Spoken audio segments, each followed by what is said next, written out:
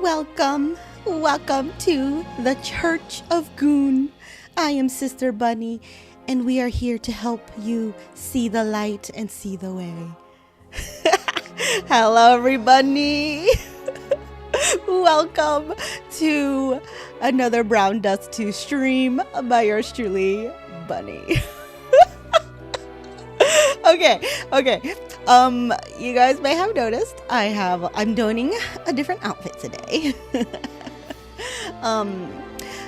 It's to match the setting that we are going to be embarking on today, guys. Okay. So we are here with another event in BrownDust2. I believe this is Leberta's backstory. I don't know. All I know is that it's in a church. The setting is in a church. Apparently Leberta's a nun. Like original Leberta. And I'm like, okay. So, yes, here we are. Okay. Sound check, actually. I need to make sure. Because I feel like I messed up some of my settings. Okay. I think that's good. Okay, if it gets too loud, y'all let me know. Okay, speaking of Leberta, oh my god, we need to check her out. I did get her, actually. Oh my god, I did not do my dailies today, guys. Let's do that real quick. Oh, shit. Yes, look. Oh, a new sister. A new sister to join us. Oh my god, she's the acting archbishop. Oh, okay. All right. Michaela. Is that her name? Michaela? Okay, well, I don't have her yet. So let us... Okay, the game has been lagging since I updated it earlier. So I'm just kind of like, okay. Oh, they added her. Wait, is this another Michaela? Is this the same girl? It is. Oh my god, they added another outfit of her. Okay, that works. Hey, Guac, welcome. Hey, Domo, welcome. Hey, Big Mate, welcome. Okay. Anyways, welcome to the Church of Goon. I am Sister Bunny, and I'm here to lead you on the right path. To the right, to the right way. So join me tonight, guys. Oh. Okay. Did I get the UR weapon?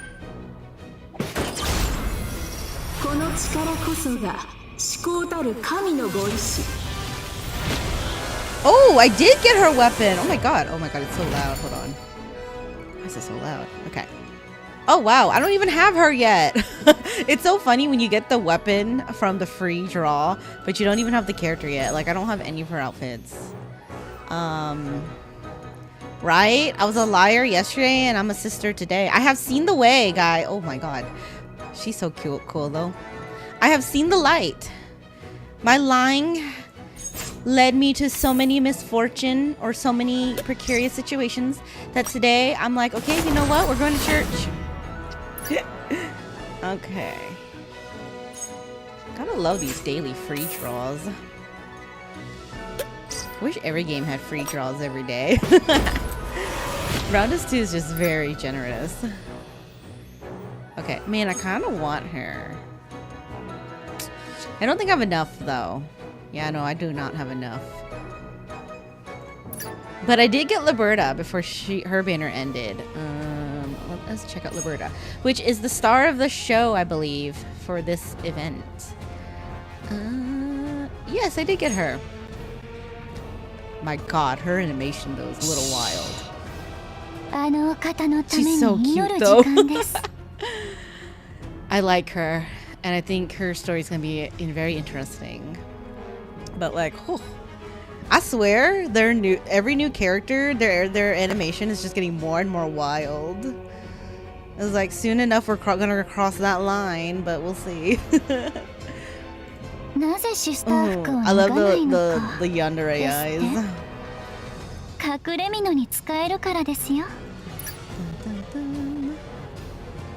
I am not bigger than usual. Oh, you know what? It's the power of the church. They have blessed me. They have bestowed upon me extra power. So it all went to my bust. So, yep.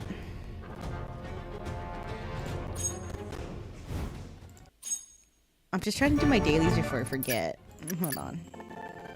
I like did not log in for the past 2 days because I've been so busy. So let me... We gotta continue the story again, guys. It's getting so good. Yeah, if you go to church, they'll give you extra powers. Or enlightenment, whatever, you know. Same, right?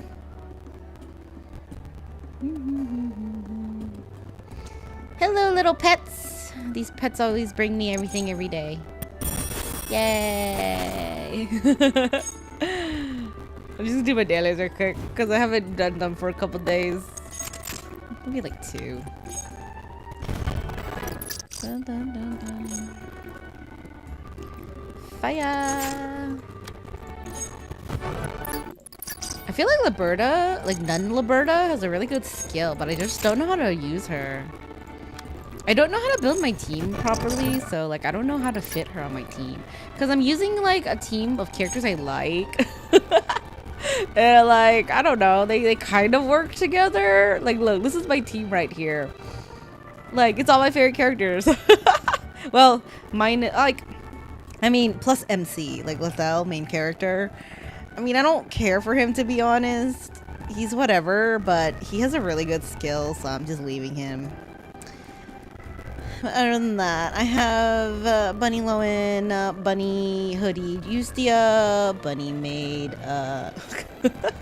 all the bunnies. Fuck, I forgot her name already. Jesus. Leatrice. I was trying to say like Leah. Okay, why is the volume?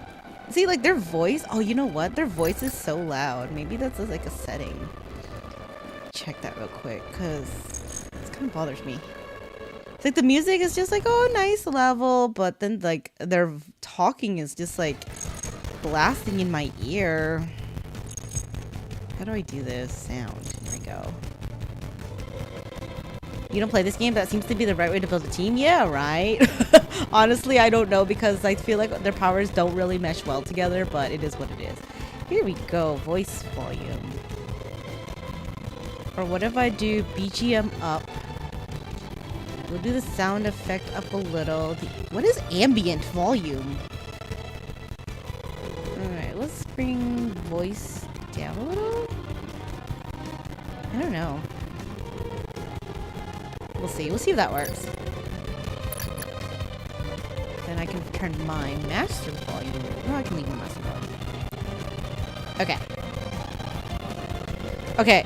I'm gonna take a few more bites of my food because I was working on stuff right before stream and it took up until stream. So I was like, oh my god, I didn't get a really chance to eat dinner. So I was like, let me go make a hot dog real quick. So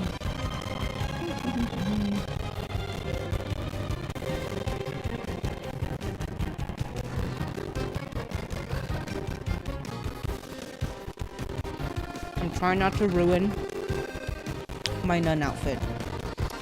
I don't want to get it dirty. Also, it doesn't help that my mic is like right in front of my face, so it actually makes eating hard.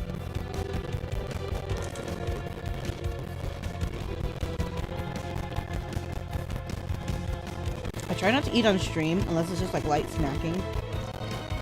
But it's like I'm hungry. It's dinner time.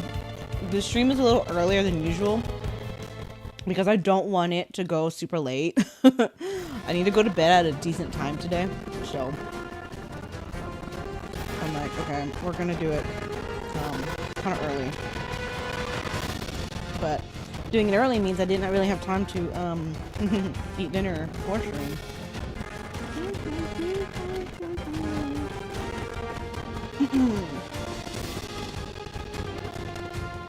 Oh my god, the audio being mad crunchy on BrownDust2. Okay, earlier when I was like updating the game and loading it, it was so crunchy. I'm like, what the fuck?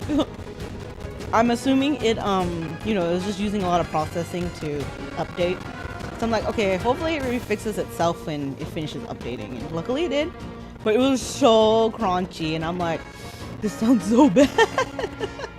Like the music was skipping and just, it was bad.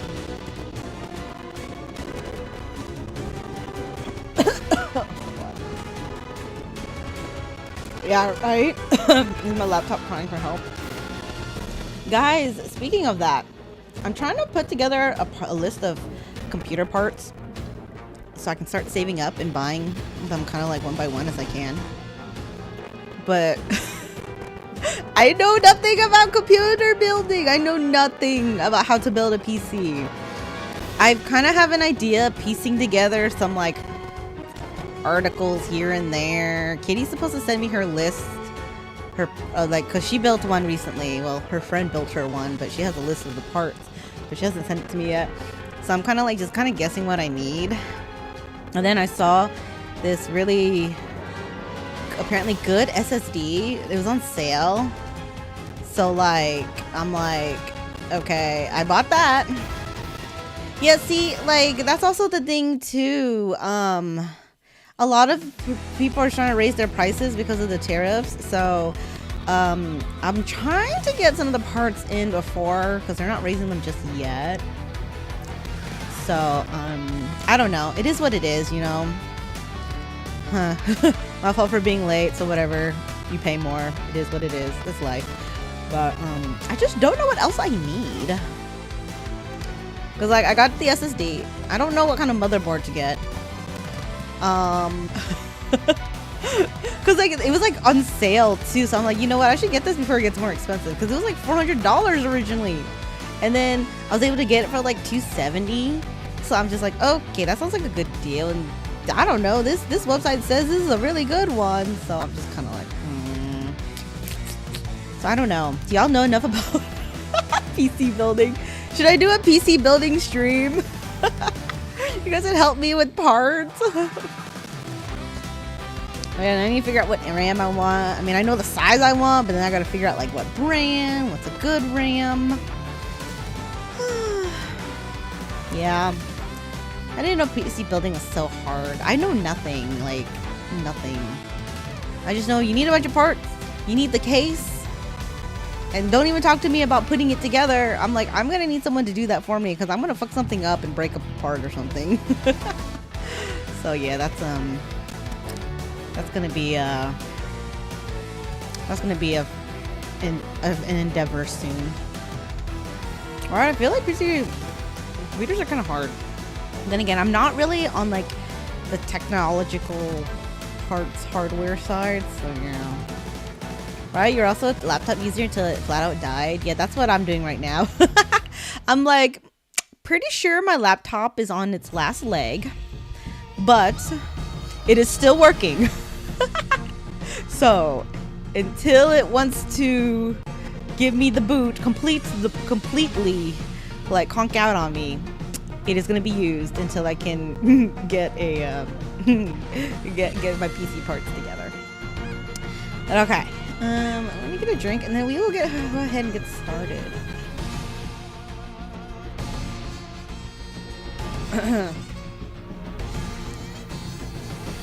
Okay.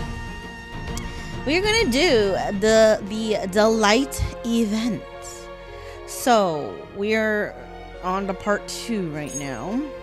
Well, part 2 dropped, but we're gonna read all of it from the very beginning. And you guys will be graced with my voice acting. Bunny playing every character. See, I didn't even unlock the second part yet. I just went through the first part to claim my rewards. Skipped through that. Oh, is that baby Leberta? Young Leberta. She's so cute. Alright. Alright, here we go. I believe the first part is Sin to Ashes. So this is Delight, part 1. Episode 1. Let's go. Somewhere in a place unknown to the world, In a backdrop teeming with an unsettling aura, a cheerful, completely out-of-place hum echoes. Hum-dee-dum. Wow, we see Nun Leberta already. Welcome to the Church of Goon. I am Sister Bunny. I am here to show you the way, to enlighten you. Right? The Light, written by, well, okay, not written by me, but voiced by Bunny, acted by Bunny, starring Bunny. Leberta, played by Bunny.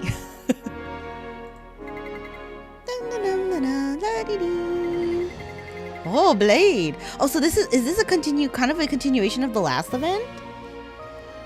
I'm impressed that you're able to hum in a situation like this. The humming stops almost instantly as soon as Blade finishes her sentence. Humming is the only thing keeping me from dancing, so don't be too harsh on me. You want to dance? Yep. Just knowing how close I am to meeting the one I've been waiting for makes my excitement almost unbearable. Disclaimer, guys, don't forget, this is all fictional. Fictional. We are playing Anime Church. I do not specifically belong to any real church. So we are playing Anime Church. If I don't let out in some way, I feel like I will boom and explode into pieces. Are you in a position to be that complacent? What's with the gravitas? Are you trying to rain on my parade again? Right? Don't you hate it when you're trying to get a common pull in a gacha, but instead you get a super rare run? That has happened to me before. I'm like, I just want the one that you just get normally, and then suddenly, oh, what? Hey, that's a good problem to have, actually. It's better than the other way around.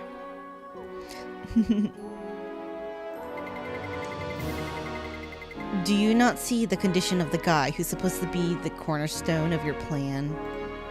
Blade then points her sword in a specific direction. Oh, shit! What the? Wait. Is this part of the main story? Wait, hold up. Wait, am I spoiling myself? At what point in the main story am I supposed to be in? Holy shit. Oh no. Oops. Damn, they expect you to be through the whole story already? Oh god. Okay, well. It might be out of context anyways for me. If not, oh well. We are here. Oh my god. Wait, this is after the final chapter? This is so crazy. Why would they do that? Why didn't they warn you? You know, they should have warned people. Because people want to play the event. But then if they're not caught up in the main story, then like, what the hell? There was no warning. Come on. I know some games do that, but why doesn't this? Okay, anyways. Well then. There, atop an altar, adorned with an unknown language and artifacts, lies Lethal, drenched in dark crimson sweat and writhing in agony. Okay, well, last time we saw Lethal in the last chapter, he got stabbed, so... Okay, I'm only on chapter... Oh my god, what chapter am I on? 8? Yeah, we just finished chapter 8, because it was the Leatrice chapter. So, wow, what the fuck? I'm like kind of far behind. Uh-oh. Oh well. I'm here for Leberta anyways. We're just gonna ignore Lethal's existence right now.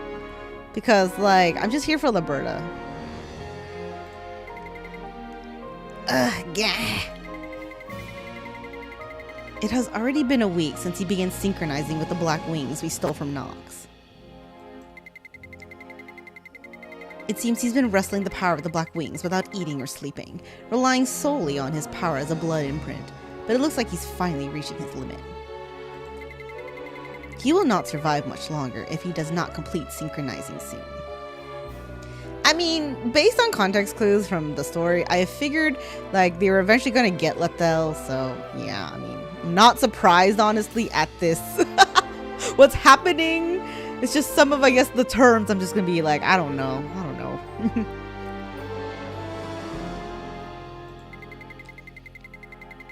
If that happens, you will not be able to meet the one you've been yearning to see so much. Oh my, has that much time passed already? Lethel grunting noises.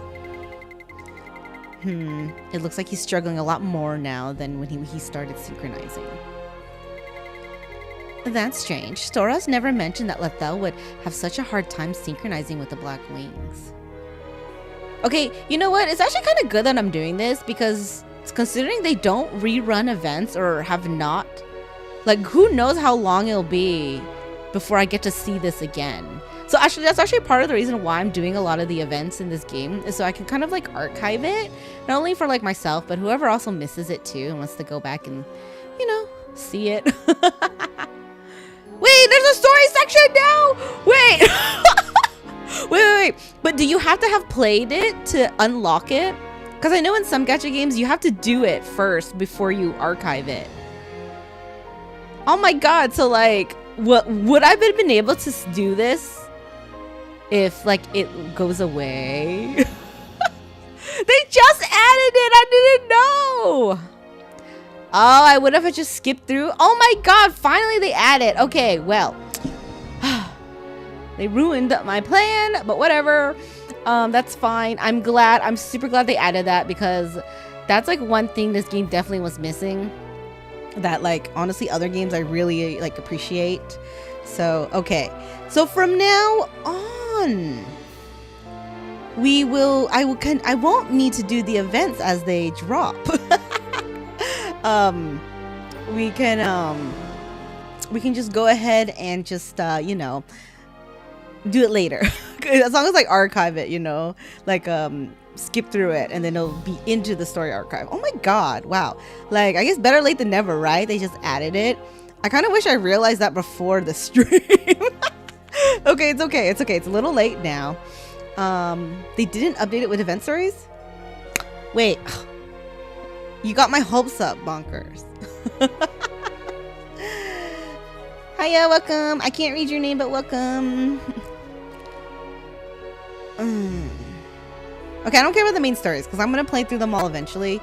But what about the event stories? You know what? After this, we're gonna go out and check it. Let me finish this chapter, then we're gonna go look real quick. Okay, we're gonna look real quick because I need to confirm this. Okay, right. Where were we? Leberta. That's strange. Storos never mentioned that Lethel would have such a hard time synchronizing with the Black Wings. Do you think Storos' eye is broken? I do know who Storos is because I did meet him in the last event, Leberta's backstory. Do you truly think that eye could break so easily? Oh wait, hold on, that was Blade. Leberta shakes her head in response to Blade's question. No need to get so serious over a joke. You're too serious all the time. No wonder I'm your only friend. Self-inserted friend, by the way. I have no use for friends, and you're no friend of mine either. Yeah, I saw that coming. You kind of got an inkling of their relationship in the hot spring event. Or character story pack or whatever. Yeah, no, actually it was an event, the Onsen training event. Kind of got like, kind of understood what their relationship was. I really like the parallels that they do, where it's like, you know, main story them versus like all the side, like the alternate universes. But they still gonna keep the same relationships and how they act towards each other, despite being in a different setting. Yeah, whatever. The almighty blade only requires the company of her sword. Leberta approaches Lethel to see how he's holding up. Bloodshot eyes, skin that was scratched raw in an attempt to endure the pain, and a twisted, writhing black enter Leberta's line of sight. Hello, Lethel. Can you hear me? Upon hearing Leberta call out to him, Lethel raises his head hesitantly. Yes. You hear that, Blade? He can hear me. Phew, that's a relief. I was worried you might have gone nuts. In that case, you should be able to endure a bit longer, right? Lethal, I'm counting on you to put in more effort for the sake of my fated meeting. Blade's gaze narrows as she looks at Leberta, who's smiling with a look of genuine relief and happiness. Have I ever told you? Told me what? When I look at you, there are times when I actually feel like those cocytus,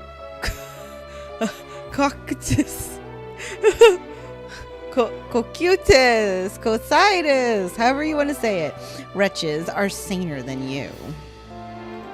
So she's she's pretty much saying Leberta's fucking crazy and insane. Huh? You couldn't be more wrong to treat me, a faithful believer, like those lowly heathens. If I weren't in such a good mood right now, we'd probably be trading blows already. No need to hold back. I'd be more than happy to be your opponent. Forget it. Like I said, I'm in a good mood, so I'll let this one slide. The last thing I want is to relive the experience of killing a friend. In any case, now I'm more curious about how long you've been looking at me with such irreverent eyes. Since the moment I met you. What? A look of genuine surprise flashes across Leberta's face as her eyes widen at Blade's reply. Why the look of surprise? Have you already forgotten the day we first met in Arcadia? No, I'm surprised because I remember that day clearly. I'm at a complete loss as to what about our meeting that day left such a bad impression on you. That is exactly why I think you are not sane. What the fuck? Y'all are on the side of coccytus. I don't think any of y'all are sane. Like, seriously. Oh, come on. Fine, let's do it this way. Since we have a third party here to listen, let's tell Lethal about that time and get his opinion on it. Oh my god. I don't think he wants to listen. I think he's a little busy. He'll decide whether I'm sane or not. Girl, if you have to ask that, I think you already know the answer. Like, you're freaking insane. Leberta's unexpected suggestion causes Blade, who has always been indifferent and expressionless, to show a rare look of bewilderment. This is such a stupid idea. Okay, to be fair, I'm missing a lot of story context of how these characters were introduced. Fair enough. Well, from my limited knowledge, this is this is what I'm thinking. Remember, guys, I'm only on chapter 8 of the main story for whoever's watching this later. What did you say? Instead of responding to Blade, Leberta turns her attention to Lethal. Hey there, Mr. Lethal. Sorry to bother you while you're busy trying to synchronize with the Black Wings, but could you spare a moment to listen to my story? Oh my god. Hey, sorry you're dying or having a hard time controlling your powers or whatnot, but you know, I'm a little bored and I want to prove something to Blade and I want your opinion on this. So, can you lend me your ear for a little bit? I love her. She's so funny. Your story? What are you talking? Ugh! All you need to do is listen to my story and tell me whether I'm sane or not. I think he's just kind of like, what the fuck? Listening to my story might ease you from your pain for a while, so I don't think it's a bad proposal. Okay, fair enough. Maybe it'll distract him. What do you say, Lethal? Pretty please. I don't think he has a choice, to be honest. Yeah, right? I did meet AU Leberta in the Onsen training, so I have an idea of what she's like. You really aren't sane. Pretending not to hear Blade's taunt, Leberta starts telling her story. Ahem. Well then, shall I begin the story? Long, long ago. Well, I guess it wasn't that long ago, since it was about a decade ago. A girl lived in a territory born into a noble family whose faith in Election was fierce and fervid. With her stunning pink hair, the girl grew up with her parents' love, wanting for nothing. Until the day of the girl's 13th birthday. What the hell? Another noble family? Oh my god. Wait, you know what? That kind of makes sense. Because Blade was also from a noble family too. Holy crap.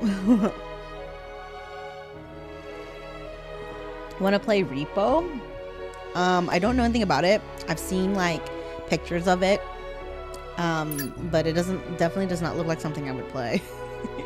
Okay, we need to check out the story function real quick that just got updated because this was in the most recent update. I remember seeing the icon, but I was just like, okay. Oh, is the Repo the little robot things? They're okay. I mean, for robots, I guess you can consider them cute. Story. Yeah, they added this icon. Okay, so I understand they got the main. I was like, that's a little useless. Oh, I guess if you want to go back through the story. Yeah, we're on chapter 8 right now. And I guess if you want to go back on some of the character packs. Okay, so you do have to play it before it gets added. Okay, they have those. Oh! They do add them! No way! As long as you like play through it, right? Oops. As long as you like skip through the story. Wow! Oh my god, thank you, BrownDust2. Thank you for adding that. That's like the best. Like this function, I wish every gacha game had this function. Like, Honkai fucking Star Rail. Like, come on. Like, this is. Okay, they're missing some stuff. Yeah, I figured they probably just. Because this is all the new stuff, right? Like the new ones. Like when they started the new event format, didn't it start with the Goodbye Freedom? So I think they're putting in those and then maybe they'll come back. But no, this works out. Okay. So from now on, this makes it a lot easier for me. So I don't have to worry about having to play the event like within the time period. I can just skip through it and then we can do it later. Because especially if they're gonna start making events that kind of spoil the main story, then yeah, right. I love Blue Archive. Like that's the first one I've seen where they do it. That one, Nikkei does it well, where they like archive it. As long as you go through it or skip through it at least, is great. Yeah. So now it's spoil especially because they don't warn you. Like it'd be nice if they told me, hey, if you didn't get to this chapter yet, like you might be spoiled. It is what it is, though. Like, they're trying. Okay, so that works out. But since we're already here, since we're already doing this, I am just going to go ahead and go through this. This is event story since we're already here. And come on, guys. I put on my nun outfit for you today, okay? I am not letting it go to waste. So, we are going to pray and get enlightened. Okay. So if something spoils, oh well. I'm probably gonna forget it honestly by the time I get to the main chapter. So it is what it is. Okay, that's cool. So in the future, I can just skip through the story and then play the events later. I will do my best to continue being caught up in the main story. I gotta finish eating my hot dog before it gets cold.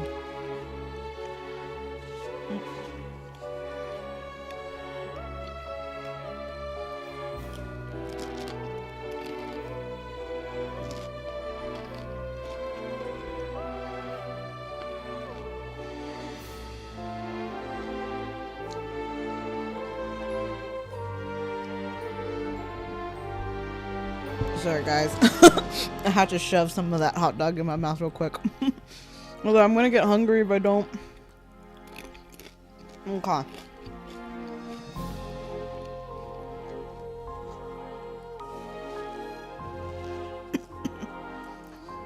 I'm eating Doritos with it too.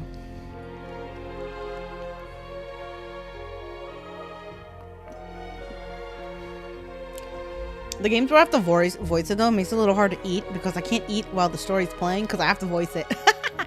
It's okay, it works out. Okay, let us go to chapter 2, 13th birthday.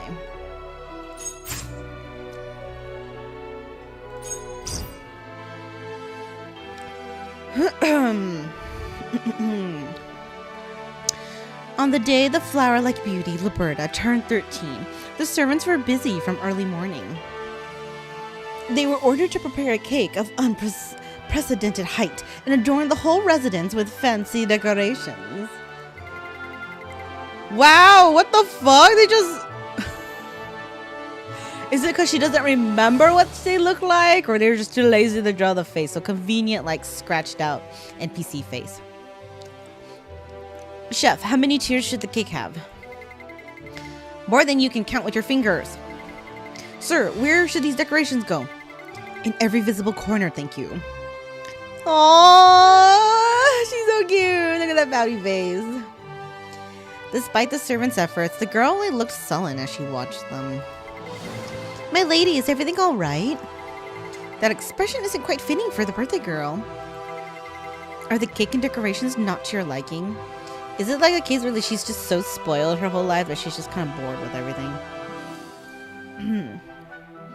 Oh, wait, that would make sense. If it's viewed from Lethel's perspective, since she's telling the story to him, he like doesn't know what they look like. The girl who had kept quiet up until that point answered the maid who had been straightening her clothes. I don't like it. Oh my, what is it that you don't like? I'll inform everyone to change it immediately. Everything. Taken aback by her response, the maid asked again with her eyes wide open. Everything? Like the cake and the decorations? Yeah, every one of them. This was because the girl had figured out the truth. She knew the humongous cake and fancy decorations weren't meant for her. Oh. Smart. Then what was all this preparation for? The 13-year-old girl knew that all this preparation was for the sake of welcoming the acting Archbishop of the Arc Light Order, who would be visiting the main mansion today. Ah, they're just showing her off. The maid with the ponytail stammered due to the girl's questioning. I don't have the faintest clue what you're talking about.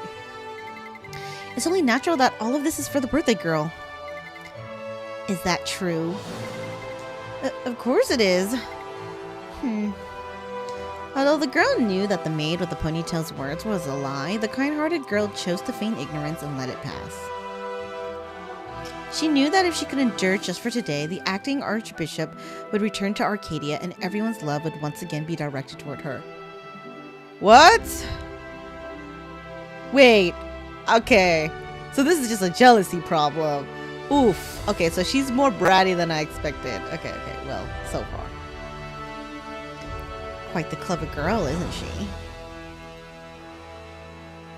Right, then. Without warning, the doors of the banquet hall swung open and her parents came rushing in. Wow, even her parents are... Oh, my child, they're here! It was obvious who had them so excited. Acting Archbishop Michaela has just arrived to bless you on your birthday. Well, we know where Leberta got her hair color from. As the woman came into view behind her parents, the girl thought to herself, may she bless me and return to Arcadia at once. My god, what a brat. She is a noble rich kid, so I'm not surprised. However, things never go according to plan, do they? That's life. What the hell, wouldn't you agree? I like how we keep going back to like present time. It's kind of cute how it's actually told, like she's telling the story. The girl looked up at Michaela, who was gazing down at her with a faint smile. With a height taller than her mother's and a benevolent smile, it was clear even to the young girl that this woman was no ordinary person. Greetings, little one. I am Michaela, a humble servant carrying out the duties of the first seat of election as a proxy. Girl, it's always the nuns with the biggest boobs. My lord.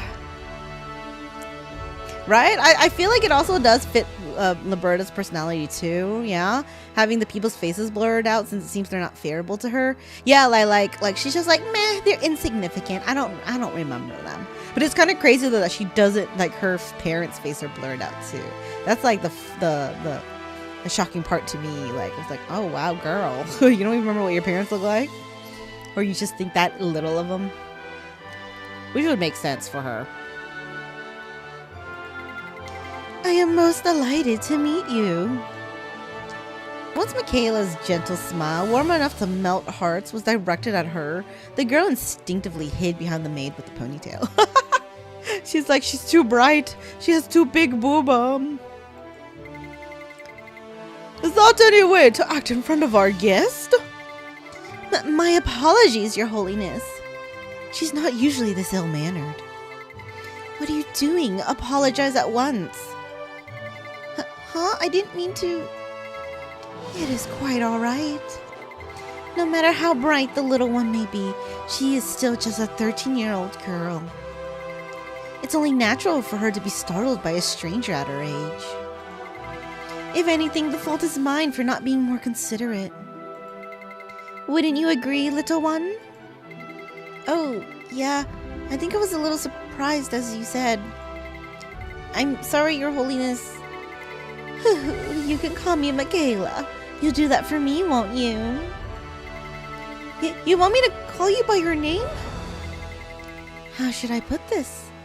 I sense a special bond between us. Oh my god!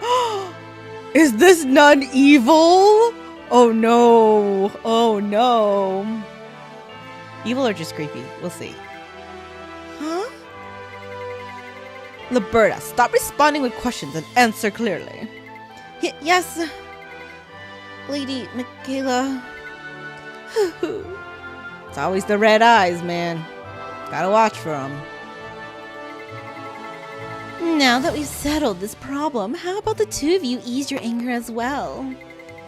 If Your Holiness insist. Oh, how can someone be so generous? If it's all right, I'd like to bless the girl as planned. Would you mind guiding me to where the ceremony will be held? Of course, let us proceed to the altar. You too, come. Yes. With her father leading the way, Michaela strides confidently across the banquet hall, while her mother follows behind the acting archbishop like a maid. What suck-ups? Parents are just suck-ups. The girl thought to herself again as she watched them. She wished that Michaela would hurry back to Arcadia. Now then, are you ready to receive my blessing? Yes. There's no need to be nervous. Actually, this is a secret, but... blessings might sound grand and fancy. It's just a matter of reciting a prayer and being infused with a little bit of divine power. Huh? Alright, relax and repeat after me. Oh, All-Mother Election. Oh, All-Mother Election. Please have mercy upon your child. Please have mercy upon your child. Breathe new life into your child. Breathe new life into your child. And allow them to repent for a life led astray. And allow them to repent for a life led astray. I beg you of this generosity with all of my heart. I beg you of this generosity with all my heart. Upon reciting the prayer, a brilliant light shone from Michaela's hand, causing all those who saw it to show respect and silently offer their own prayers. Soon enough, the light faded and began to seep into the girl's body. As warmth enveloped her from the inside, the girl felt at ease, grateful that the blessing was finally over. The end! Well, it would have been great if it ended there. Oh no. Just as the light flowing from Michaela's hand was about to fade completely, the girl suddenly felt intense pain and pushed Michaela away. Uh-oh. The girl's abrupt action made her parents turn pale. What do you think you're doing? Your Holiness, are you all right? Everyone, stand back. Something is not right. Is there a problem, Your Holiness? Oh my god, what terrible parents. They don't even care about their daughter? Like, what the fuck? An unknown force within the little one is pushing back against my divine power. It's pushing back your divine power? How could that be? It's hot. It feels like my body is burning. Mother, father, help me. It appears that there is a dark magic power within her body. Michaela's words caused the surroundings to fall completely silent. That's true. Why their faces are blurred. They don't care about their daughter.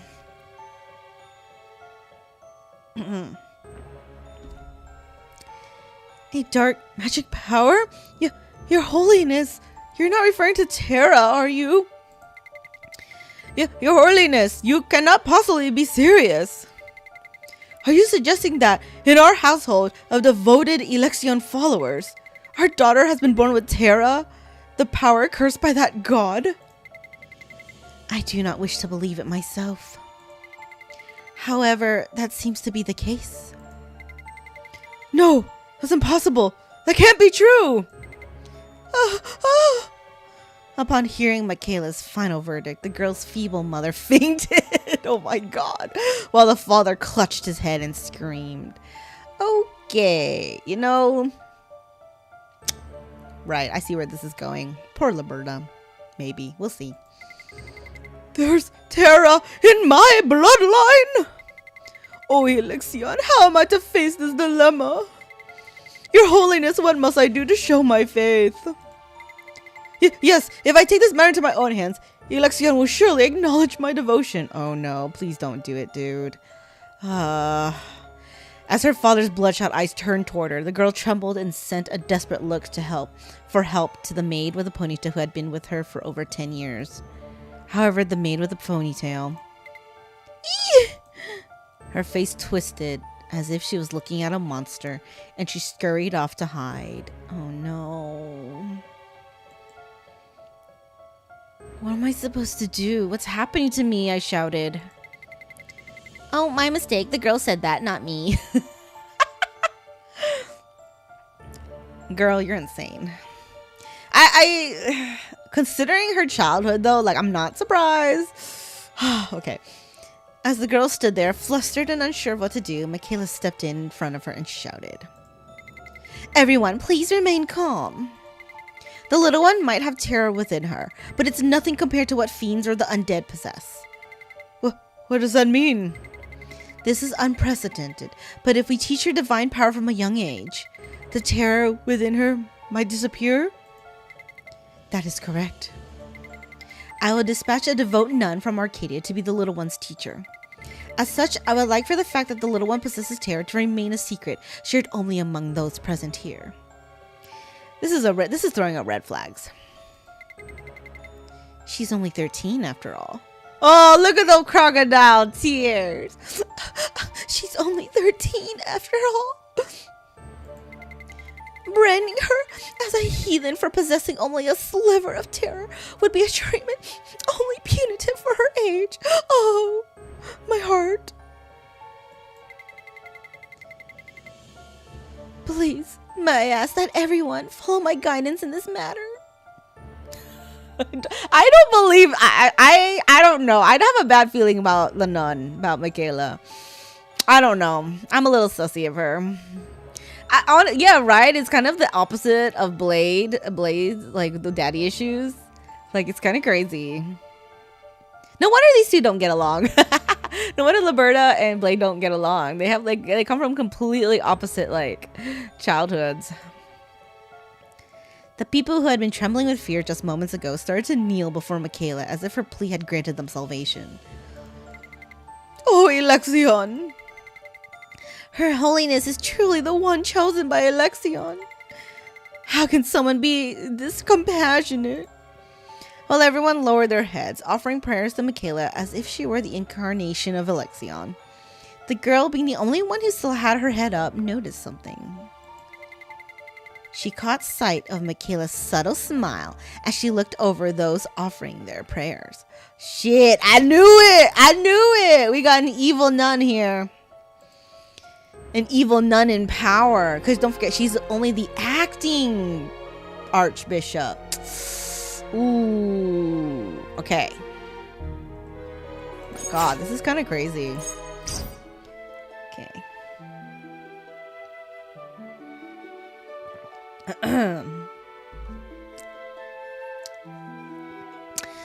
Many things changed in the girl's life following Michaela's visit to the mansion. Do not leave your room until the teacher from Arcadia arrives. The most immediate change was how her parents began to treat her. This is so sad. The girl's parents no longer offered her kind words, praise, or comfort. To them, she was no longer their daughter, but a monster that had stained their faith. Wow, look at these apostle girls being like freaking disappointments to their parents all the time.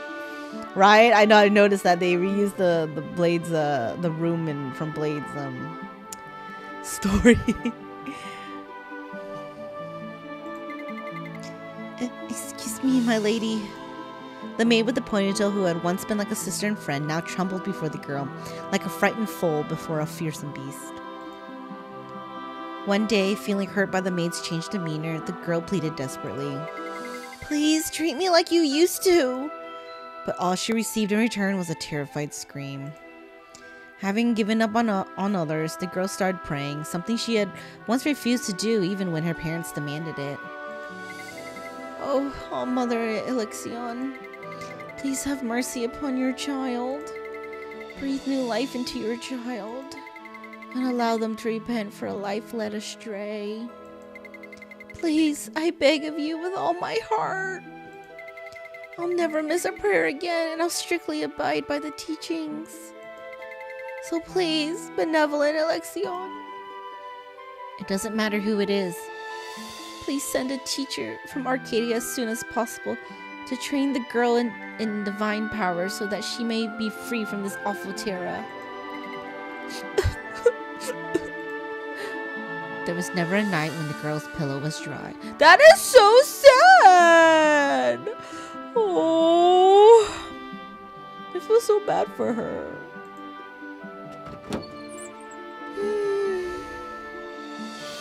As time passed, the girl's door, which now only opened at designated times during the morning, noon, and evening, suddenly burst open and flooded the little room with light. Startled by the unexpected situation, the girl turned around to see a nun standing there, with sharp eyes and an expression full of irritation. Oh! Wait, what? Huh. I know her. Okay. Mean-looking nun. Wait, she does look kind of mean, right? So, you must be the little one Her Holiness mentioned. Just what is this mess? The curtains are all drawn, and the state of the room itself is questionable. Is this truly the room of a young noble lady? Who are you? Elpis, that's her name. She kind of likes S&M, huh? I don't know nothing about her but her animation. She likes being whipped, or does she do the whipping? Forgive the intrusion. I am Elpis, a mother superior from Arcadia, assigned to be your teacher under orders from the acting archbishop. The nun was the teacher the girl had longed for so desperately, the one who would teach her to wield divine power. I can't believe that I, a mother superior of Arcadia, had to come all the way to this distant territory just to instruct you. I'm sorry. Why didn't they just send her to the church? No need to apologize. I wasn't asking for one.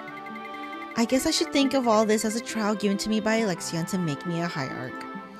The nun let out a long sigh. She stared at the girl with a cold, stern look. However, it didn't feel cold in the slightest to the little girl. It was because Elpis' cold gaze was at least one that was directed at a fellow human. Thank you for coming all this way to be my teacher, Mother Elpis. Mother Elpis, huh? Is something the matter? I've heard that you refer to the acting archbishop as Michaela. Huh? Oh, I never meant to.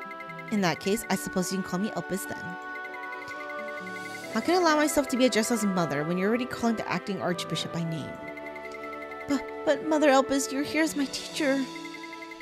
I've already given you my permission. Are you suggesting that I'm above the acting archbishop? I understand, Lady Elpis. Just Elpis. Elpis. Good. I'm glad to see you're quick to understand. From now on, just call me that. In return, I'll also refer to you as Leberta. Leberta? Is that not your name? That's what I was told. If you have an issue with being addressed by name, you can tell me right... Hold on, is there a problem? Huh? Why are you crying? Do you dislike being called by name that much? Oh, the girl, Leberta, only then realized that she was crying. This isn't because of you. Oh, poor baby. Hey, Minnie, welcome. I am Sister Bunny. I am here to enlighten everyone, to lead you into the way to the light. Welcome. We are going to church because we are all sinners, guys.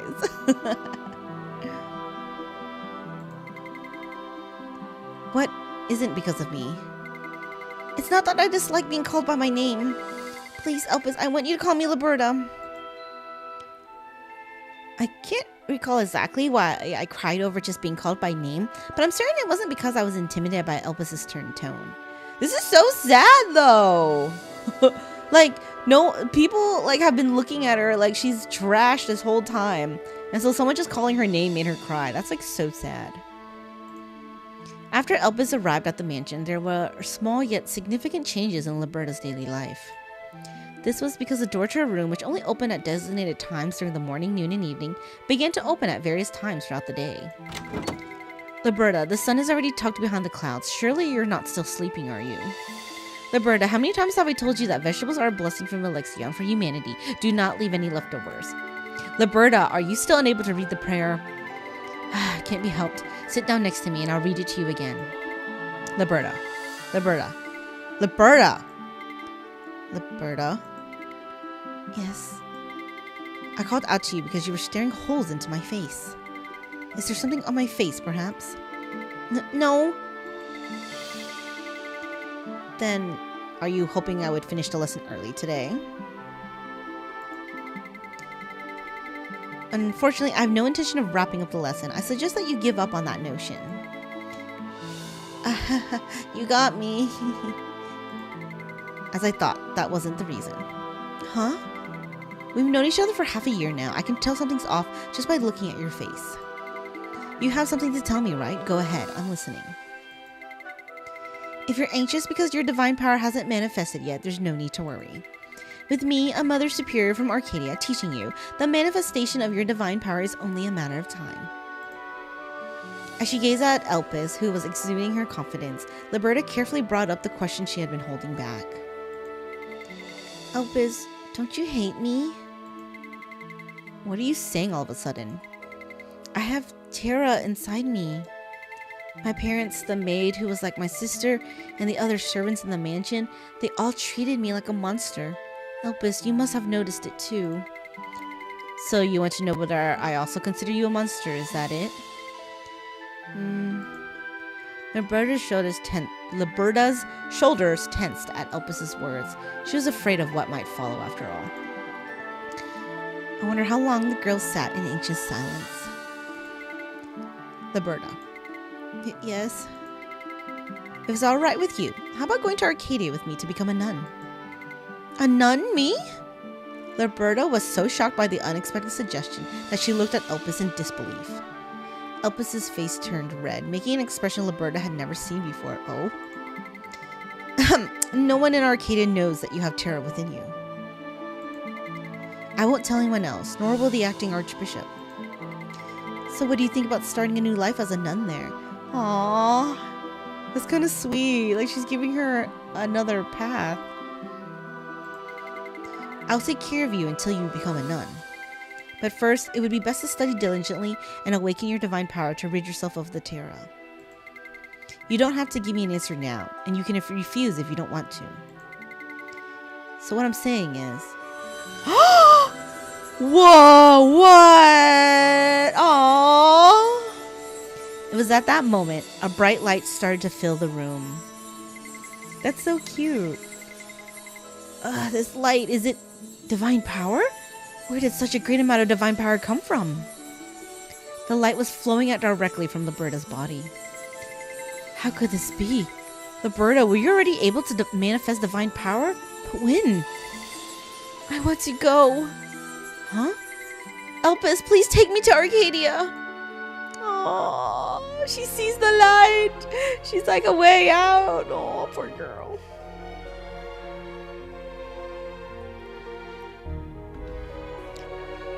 We're in chapter 4. Oh my god.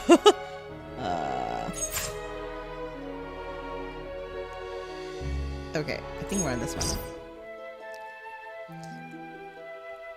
What's mine divine power? It's a secret. You can't know. I can't just go around telling everyone my divine power. When I need to use it, I will use it. I will use my divine power when the time comes, okay? I can't be wasting it. Leberta pressed her ear against the door of her room and eavesdropped on the conversation outside. Mother Elpis, is that true? Did that girl truly manifest divine power?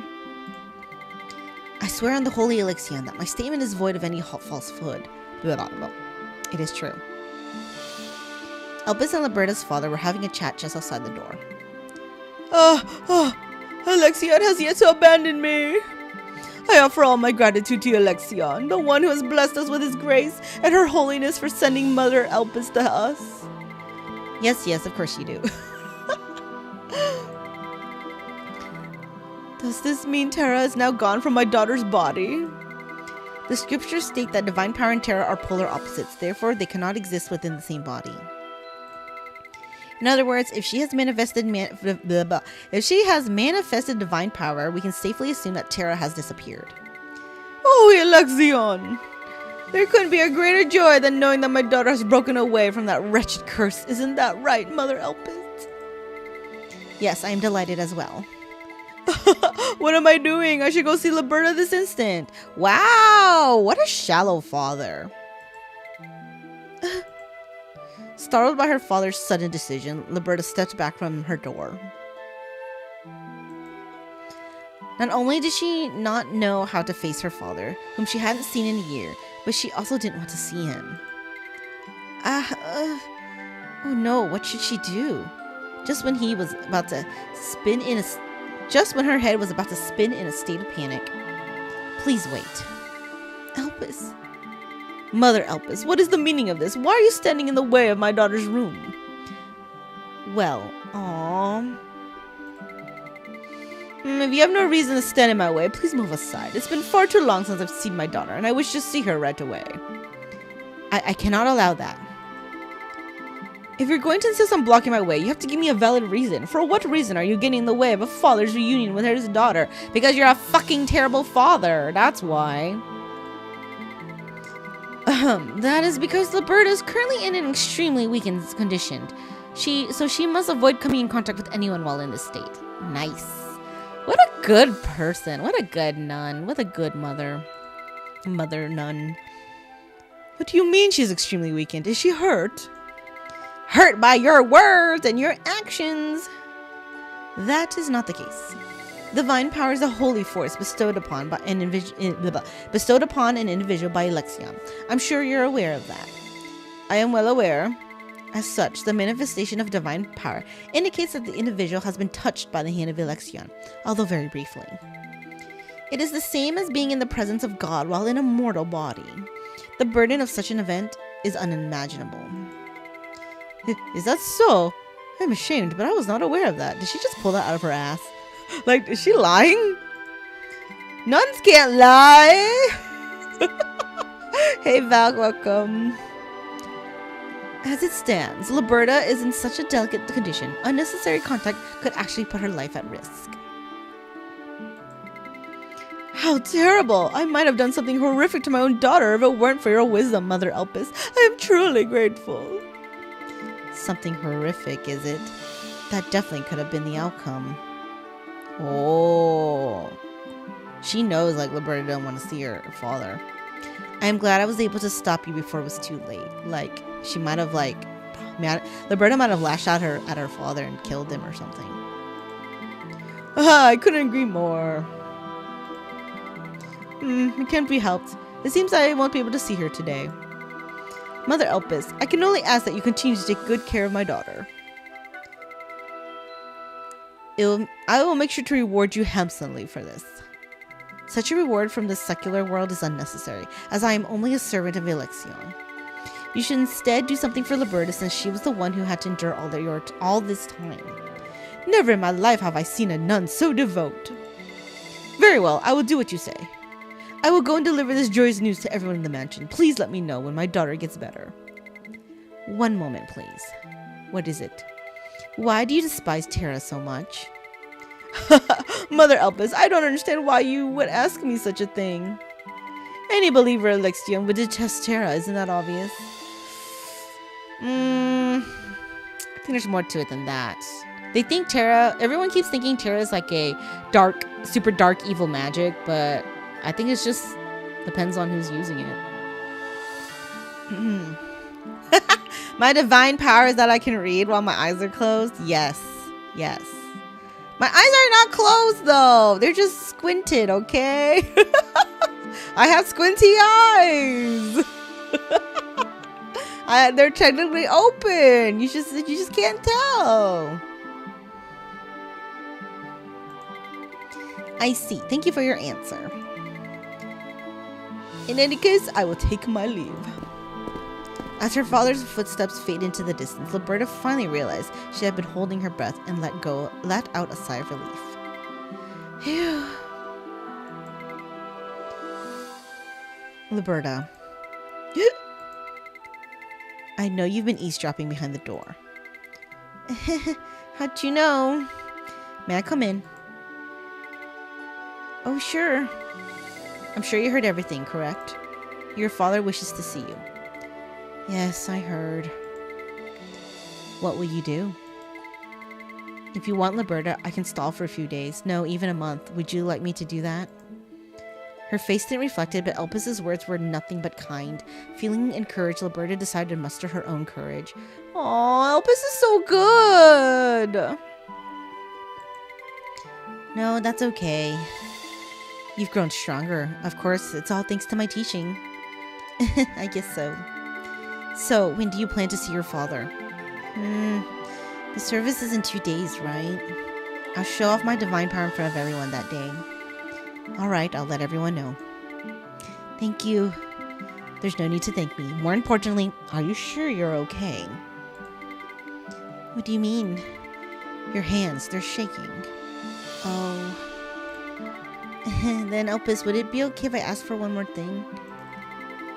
I'll decide after hearing you out. Could you give me a tight hug? Oh, poor girl. I feel bad for her. Elpis was taken aback for a moment by Leberta's request, but she quickly regained her usual expression as if nothing unusual had happened.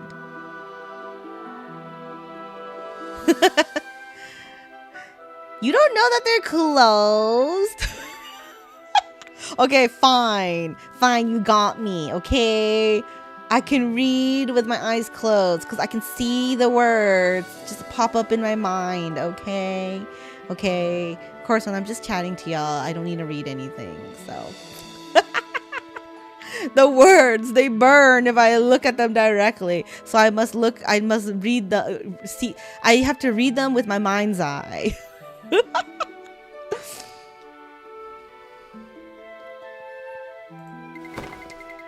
I'll hug you as many times as you need, now and in the future too.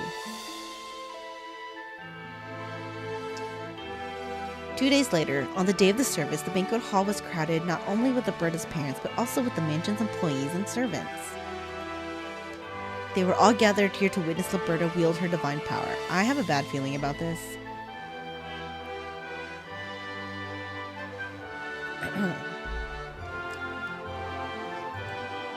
Their eyes flickered with a mix of anticipation, disbelief, doubt, fear, and curiosity.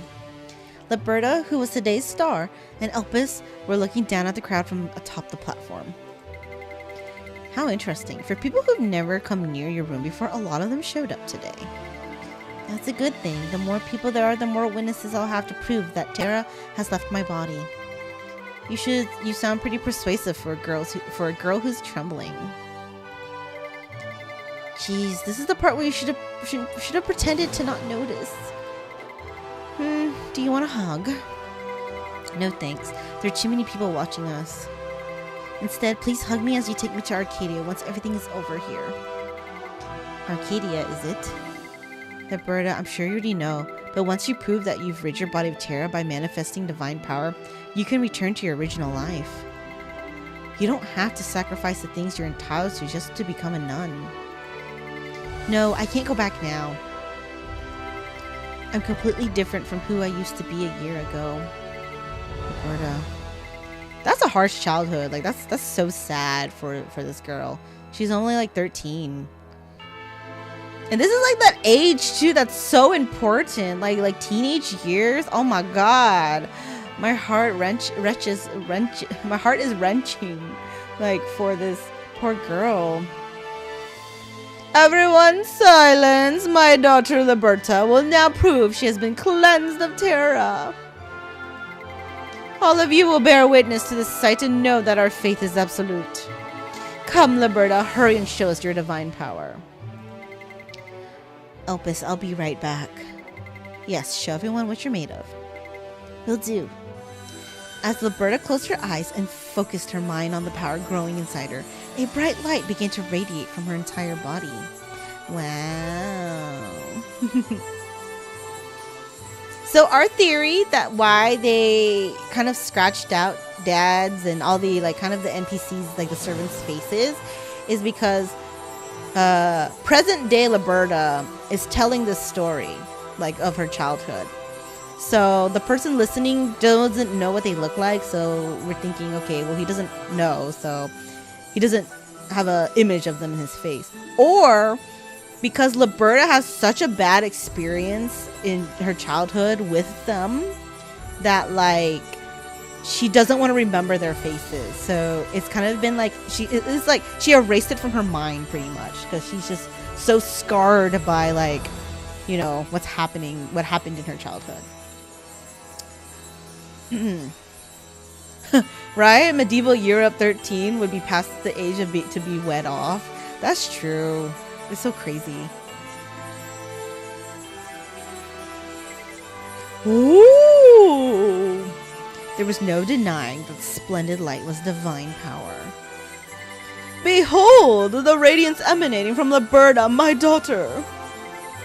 This very light is proof that Alexion is watching over our family. With her father's shout, Leberta drew back her divine power, and cheers filled the banquet hall. Leberta! Leberta! She broke the curse and is a testament to Alexion! Everyone chanted Leberta's name as if they had witnessed a miracle. Though the star of the show was shouting the name of a completely different person. Elpis! Just as Leberta was about to turn around and run into Elpis's open arms, overjoyed that Terra had finally disappeared from her body, it happened. Oh no. Darkness suddenly engulfed the banquet hall. What? Then a horrific roar, neither human nor beast, echoed through the room. What? Out of nowhere? The conspired. The stage was set for the true tragedy to unfold. Oh my god. Really? All of a sudden? Like, come on. I mean, I can't be surprised, but... Oh, God. Right? The music doesn't fit the situation. They were still on their party music. Oh, man. The creature that appeared, tearing through the walls of the banquet hall, looked as though it was the physical manifestation of the word blasphemy. Where the fuck did this come from? Its face was hideous beyond words, but on its back were snow-white wings that did not fit its grotesque appearance. It was the very definition of a fiend. It's a fiend! Oh, Alexion, save us! The scream acted as a trigger as the people in the banquet hall screamed and scrambled for the exit. Ah!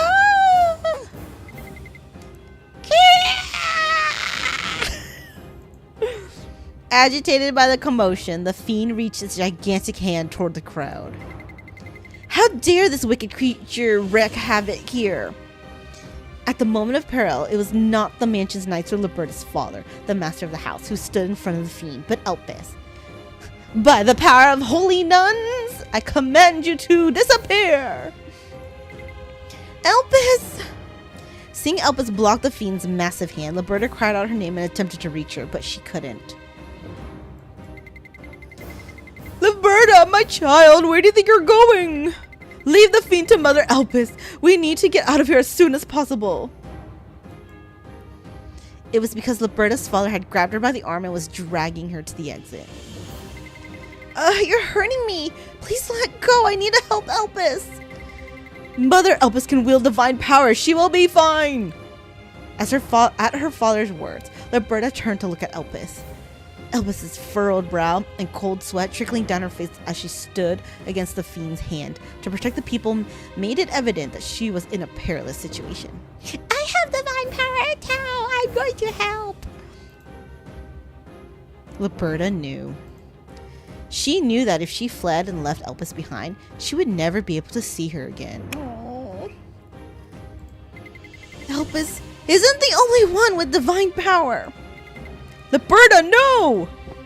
Leberta broke free from her father's grasp and began running with all her strength toward where Elpis was. Elpis! Leberta, you idiot! Why didn't you run away? How am I supposed to leave you here and run off on my own? I can deal with this fiend myself, so get out of here. Go and do the homework I gave you. I don't think she's gonna be doing any homework tonight. If you can deal with this fiend on your own, then it should be even easier with the two of us, right? Are you getting smart with me?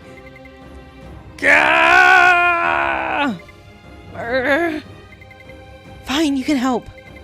But you better be ready for an earful once we've taken down this fiend. I'm okay with that. After giving her answer, Leberta stood beside her teacher and used her divine power.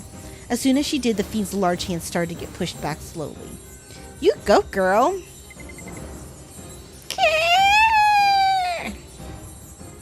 The fiend was clearly taken aback, as if it had never considered the possibility of being overpowered.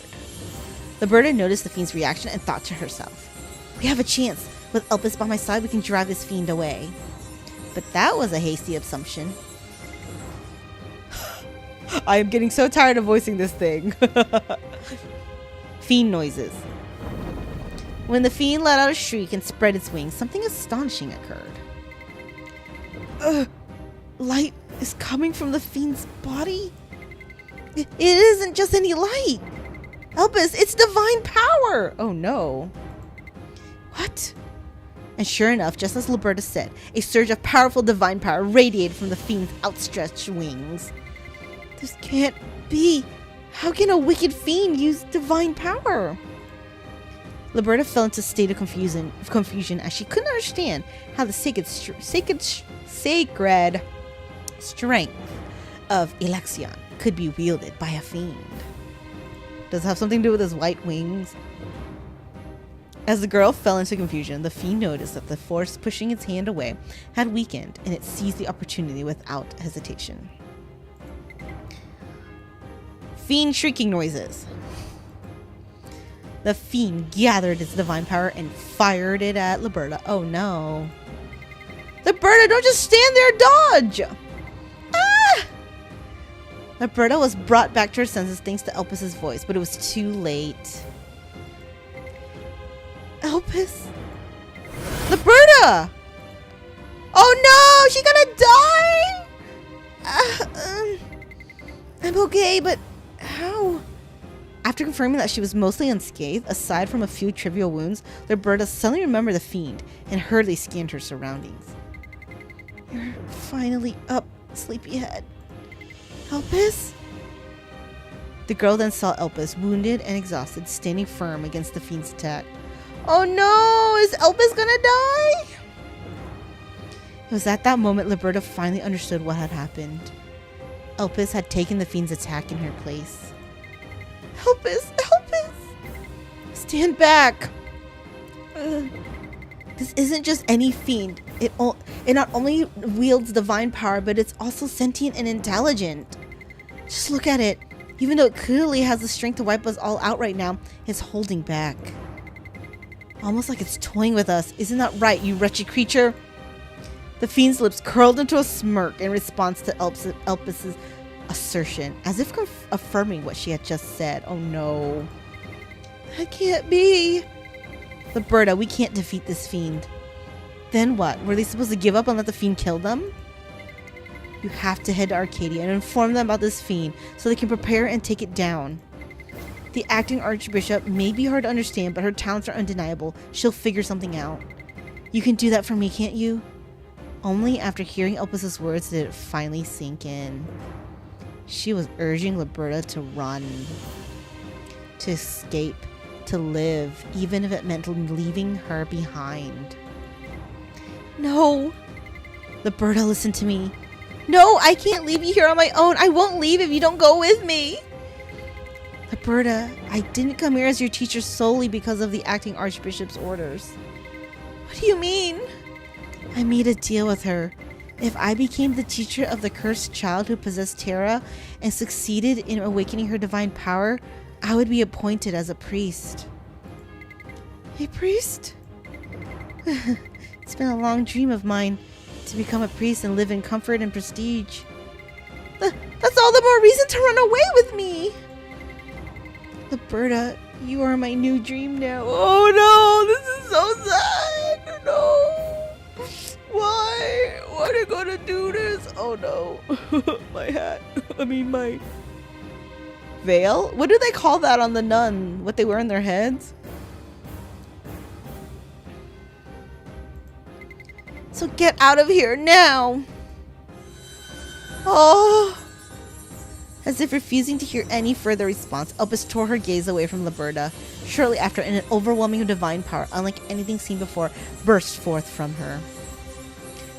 Seeing that light reminiscent of a shooting star burning up to shine, Leberta chose to... What the fuck? Lethal, what choice do you think I made? Girl! That's so Leberta, though. Oh my god.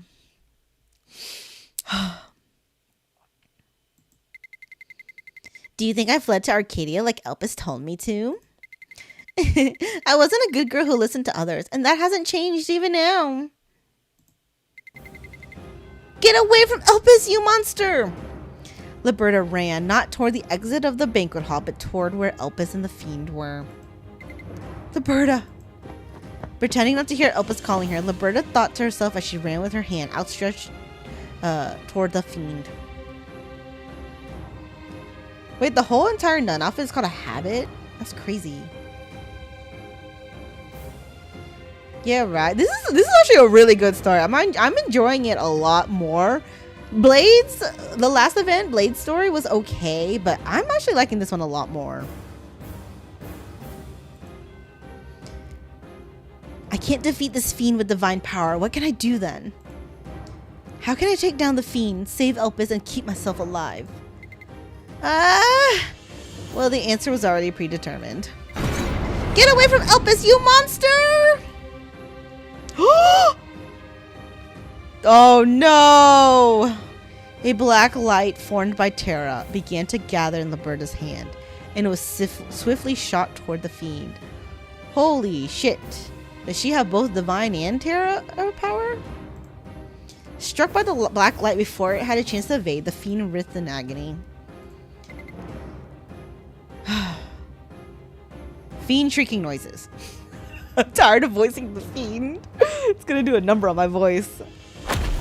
Despite its large size, the pain appeared to have been overwhelming as the fiend thrashed and rolled on the ground. It then stumbled before flying off into the distance. After Leberta confirmed that the fiend had disappeared, an immense sense of exhaustion and hollowness consumed her as she collapsed. Seeing her student collapse, Elpis quickly ran over and held Leberta in her arms to check her condition. Leberta, wake up, Leberta! Elpis, I did it. Now we can go to Arcadia together. I'll become a nun. A nun? Nonsense! You have some nerve after tricking all of us. Oh, fuck off! Oh my god! He had to see that out of after everything. She fucking saved everyone, and he's gonna harp on the fact that, oh my god, you still have Terra. Good lord. Knight, seize that cursed creature. Seize her? What do you think you're doing? Leberta was the one who drove the fiend away and saved us. Drove the fiend away? You're wrong, Mother Elpis. Can't you see? That was no fiend. It was a messenger sent by Alexion. Okay, you are fucking nuts, father. Oh, God.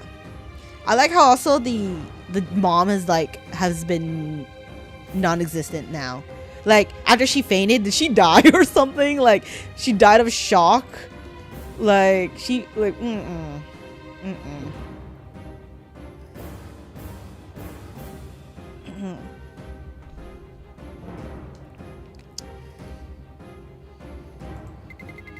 You cannot be serious.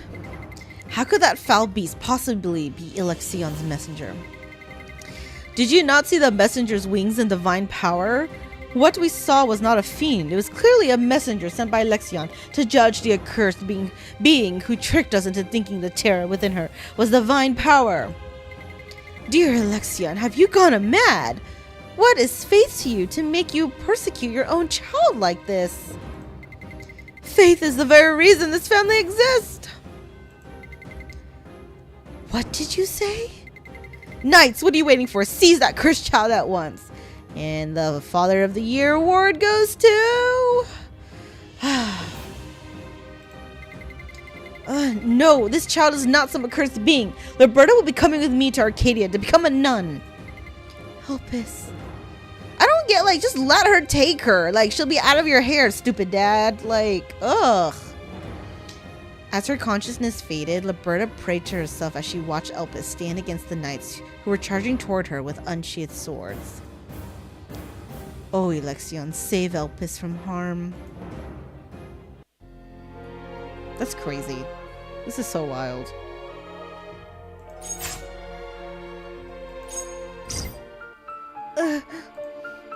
Awakened by the cold, Leberta sprung to her feet as she quickly realized she was not in her usual room. Elpis, do something! Ow. She then fell into a deeper state of panic when she noticed a chain around her ankle. Why am I? You're awake. When she turned her head at the voice coming from beyond the bars, she saw her father looking at her coldly with a group of knights. Okay, this story is a little better than Blade's, but honestly, this is the worst. This is the worst father. Like, of the two, he is the worst of the two. Like, Blade's father was harsh, but he kind of was a good-ish father at the end before he died, but someone stab this guy, please. Like, Leberta, I feel bad for her. Father, what is the meaning of this? Where am I? You're in the Spire. The Spire? The Spire was a place built to imprison and monitor the mansion's prisoners, though Leberta had never once seen it in use. You are really going to pretend you don't remember deceiving us at the banquet hall and driving away the messenger of Alexion? The banquet hall? Alexion. Oh, right, Elpis! Leberta, who had briefly forgotten about Elpis due to her current predicament, tugged at her chain and moved toward her father to ask. Father, what happened to Elpis? Is she okay? I remember she got injured. I am afraid she isn't. No, you did not. She isn't? How bad was her injury? Let me see Elpis, please, father. Silence. How dare you call me your father? I've never had a child like you, so you shall address me as Lord. Oh my god. This is terrible. Like, I'm sorry, but like, I mean, I'm not one to like condone a child killing her father, but I don't know, Elpis. You might get a pass at this, honestly.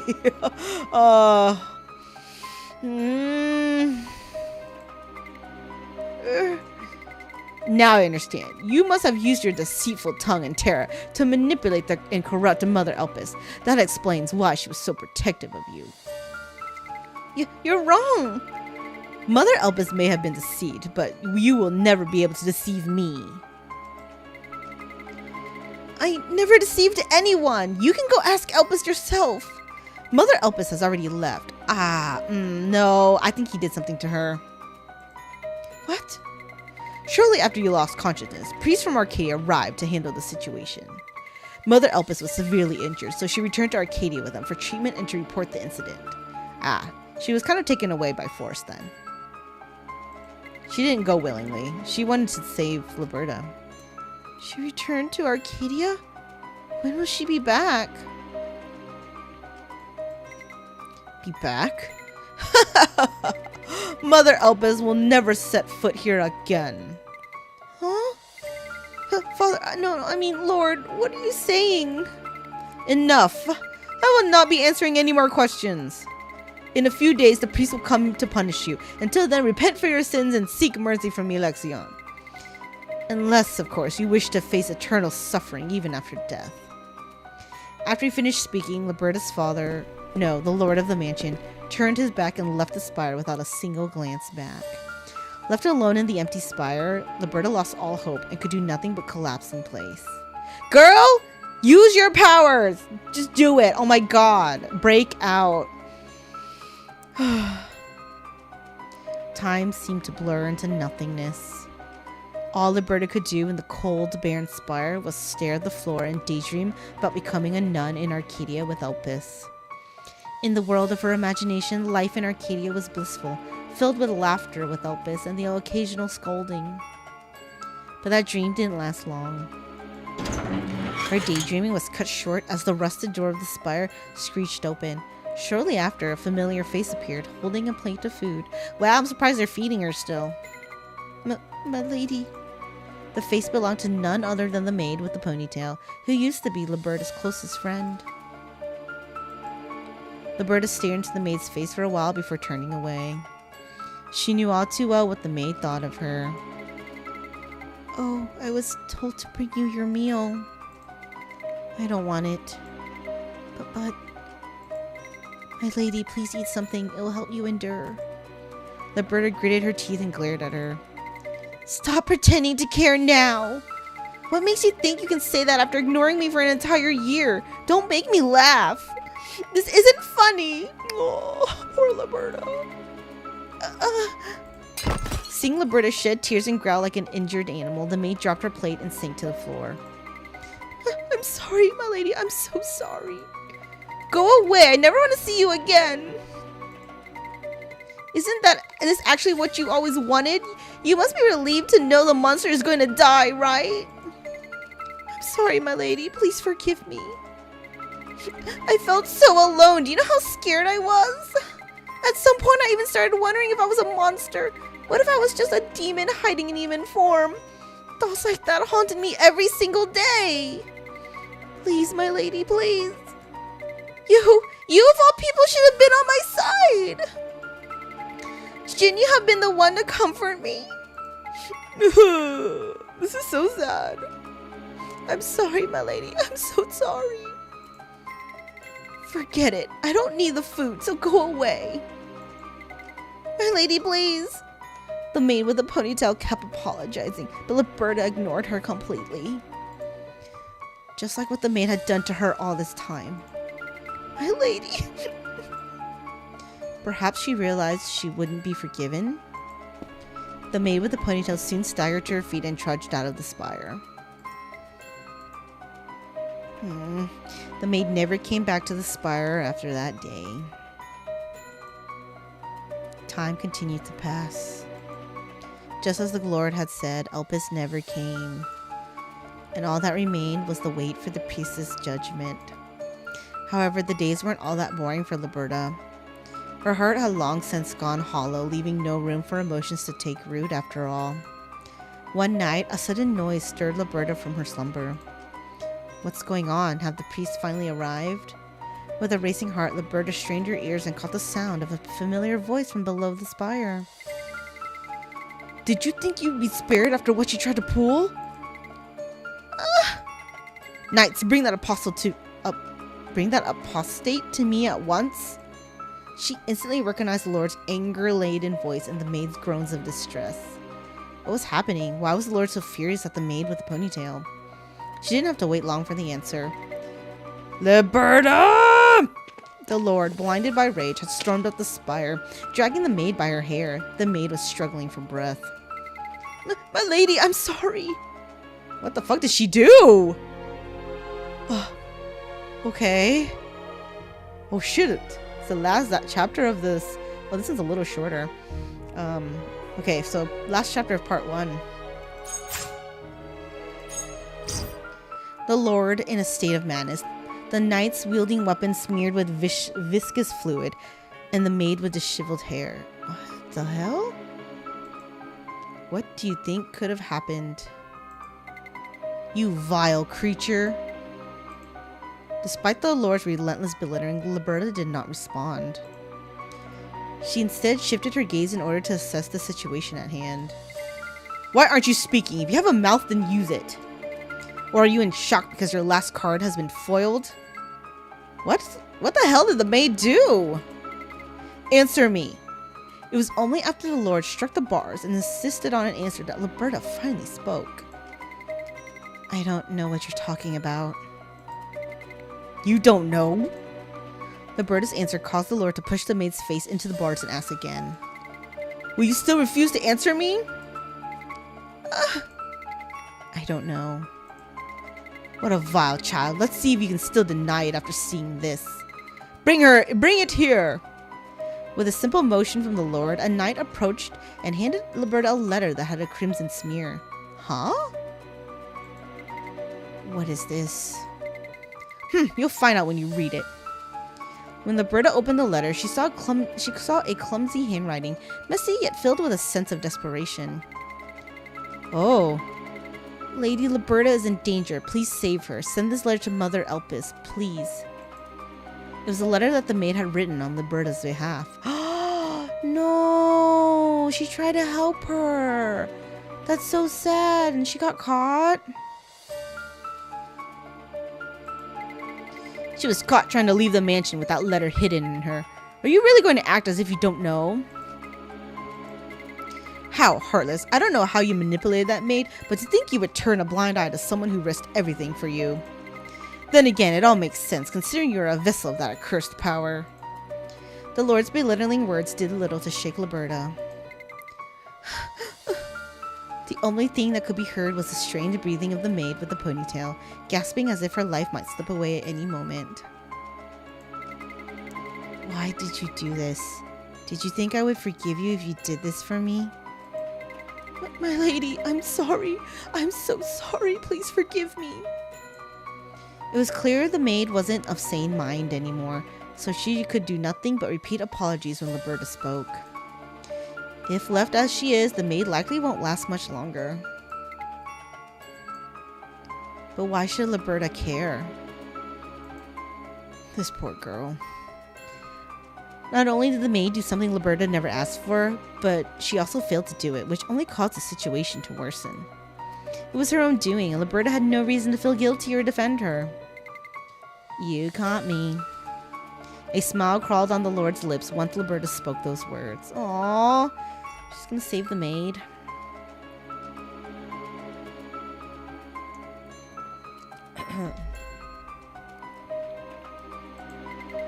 I suppose you can't argue anymore now that the evidence is presented before you. That's right. I'll stop pretending. Leberta raised her head and looked up at the Lord as she spoke. It's true.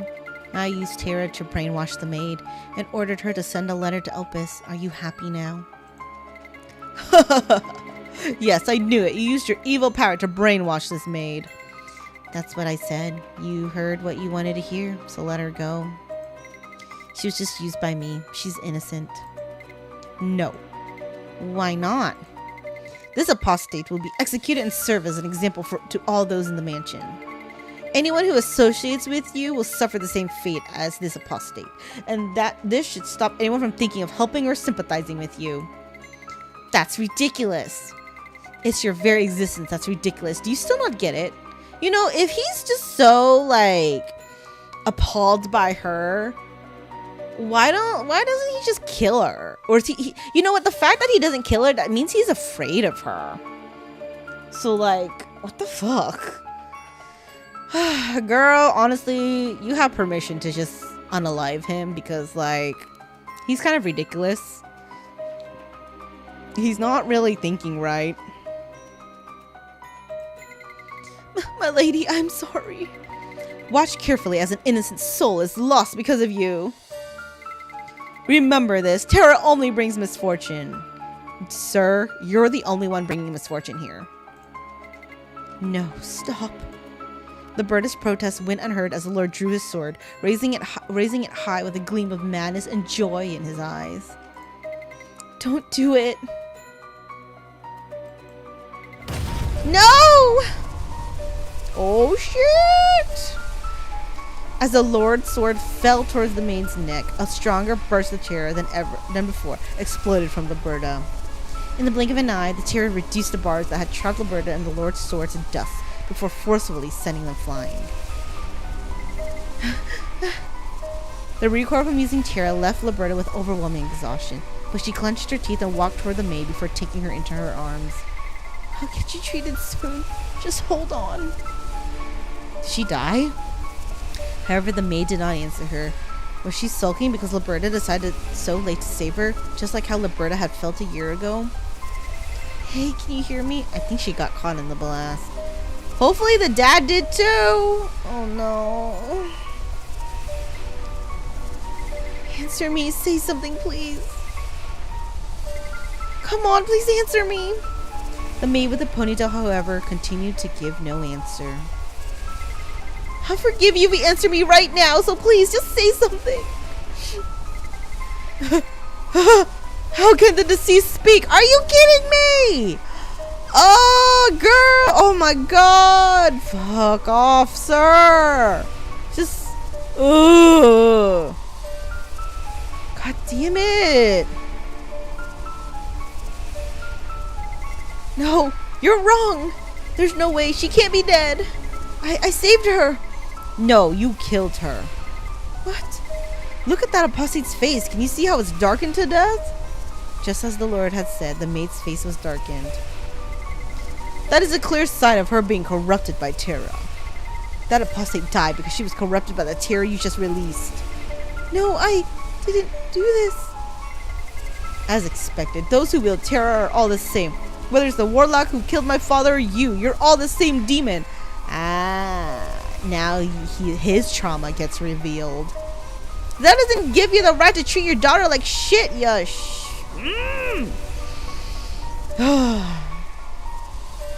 All the nastiest things to this, I'm gonna call this father. Terror brings nothing but misery, so the world must be rid of people like you. I will no longer wait for the pieces from Arcadia. I will kill you myself, you demon. Wow!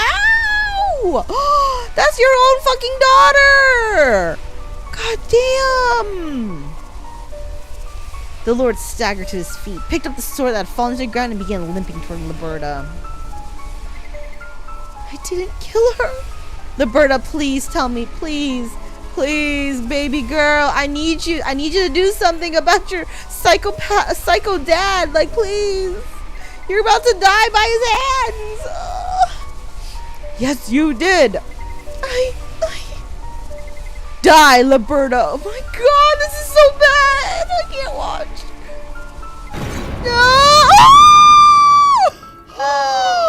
Oh my god. Yes. Leberta. Oh no. Leberta's scream echoed over the spire, resonating throughout the entire mansion. At the same time, a massive surge of terror, unlike anything unleashed before, burst forth. The terror began to consume everything. The maid cradled in Leberta's arms, the man who had once been her father and was rushing toward her with a sword, the mansion's knights, and even the servants. Oh my god, she's so strong! They were all swallowed and reduced to a handful of ashes. Oh my god! Amid the drifting ashes, Leberta slowly regained her senses and stared around in a daze. Where did everyone go? Did everyone leave me behind again? Leberta stumbled to her feet and made her way down the spire. I thought everything disappeared. I guess the tower still stands. I don't want to be alone. I don't want to be alone anymore. Hold me. Someone, anyone, please just hold me. This is so rough. She for a 13, 14-year-old kid,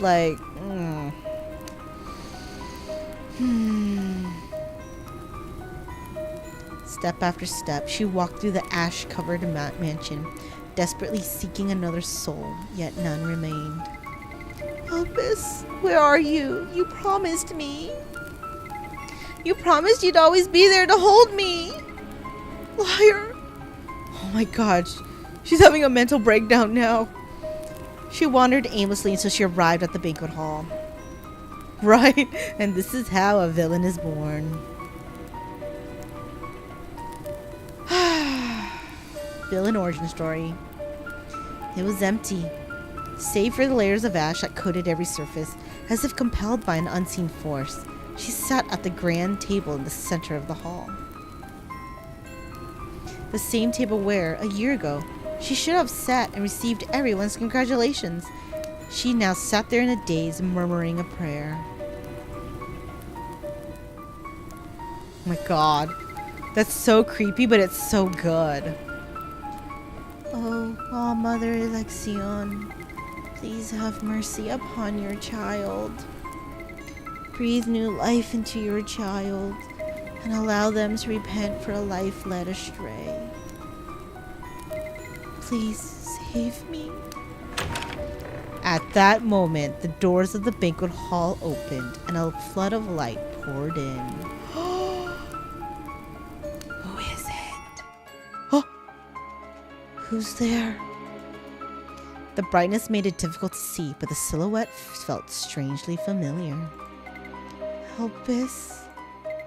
Oh no! Oh my god! Oh no! I don't know about this. I don't know. It has been a while, little one. The figure before her was none other than the acting Archbishop, Michaela. How she had come to be here at this very moment was a mystery. However, Leberta did not ask any questions. She simply stared at Michaela with vacant eyes. Michaela strode forward, brushing aside the ashes as she walked. Once she reached Leberta, she gently ran her fingers through Leberta's hair before taking out a rosary and fastening it around her neck. Happy 14th birthday. This is a special rosary that can suppress the terror within you. You had that this whole entire time? As long as you have this, the terror will no longer cause you trouble again. Oh my god, Michaela is so fucking sussy! Sussy as hell! Little one. No, Leberta, I have a proposal for you. Come with me to Arcadia. There, I will shape you into someone useful, someone cherished by all. It's always the one with the red eyes. Leberta, having reached the edge of her despair, took Michaela's hand and reached out for salvation. Thank you. Then, shall we go together? I'm looking forward to the time we'll spend together. I'm sure you're just as excited. Let's go to church now. Leberta.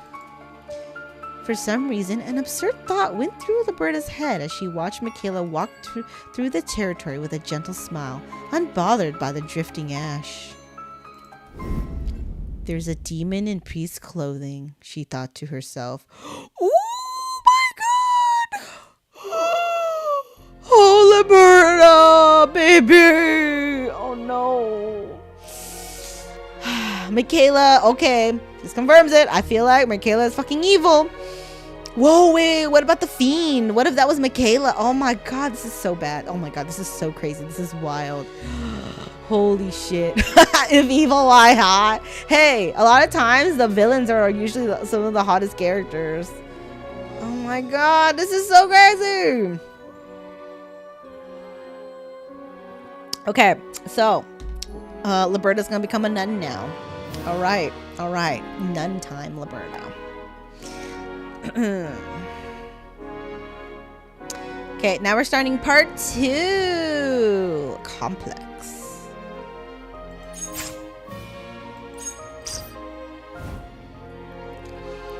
Leberta finishes her story, catching her breath as she wipes the sweat from her brow. Wow, it's been a while since I talked this much. I'm exhausted. Blade looks at Leberta in contemplation, fiddling with the sword in her grasp before parting her lips to speak. So that's where your lunacy stems from. Leberta confirmed insane. Oh my, lunacy. Isn't that harsher than what you called me earlier?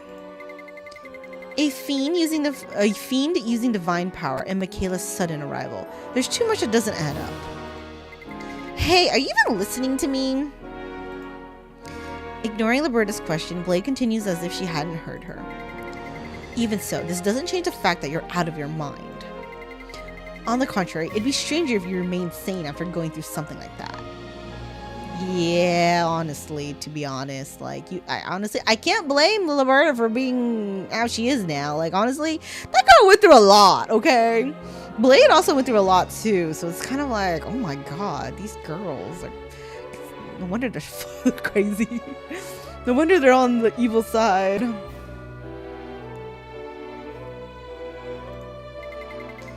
Oh, come on, at least hear the rest of the story before you judge me.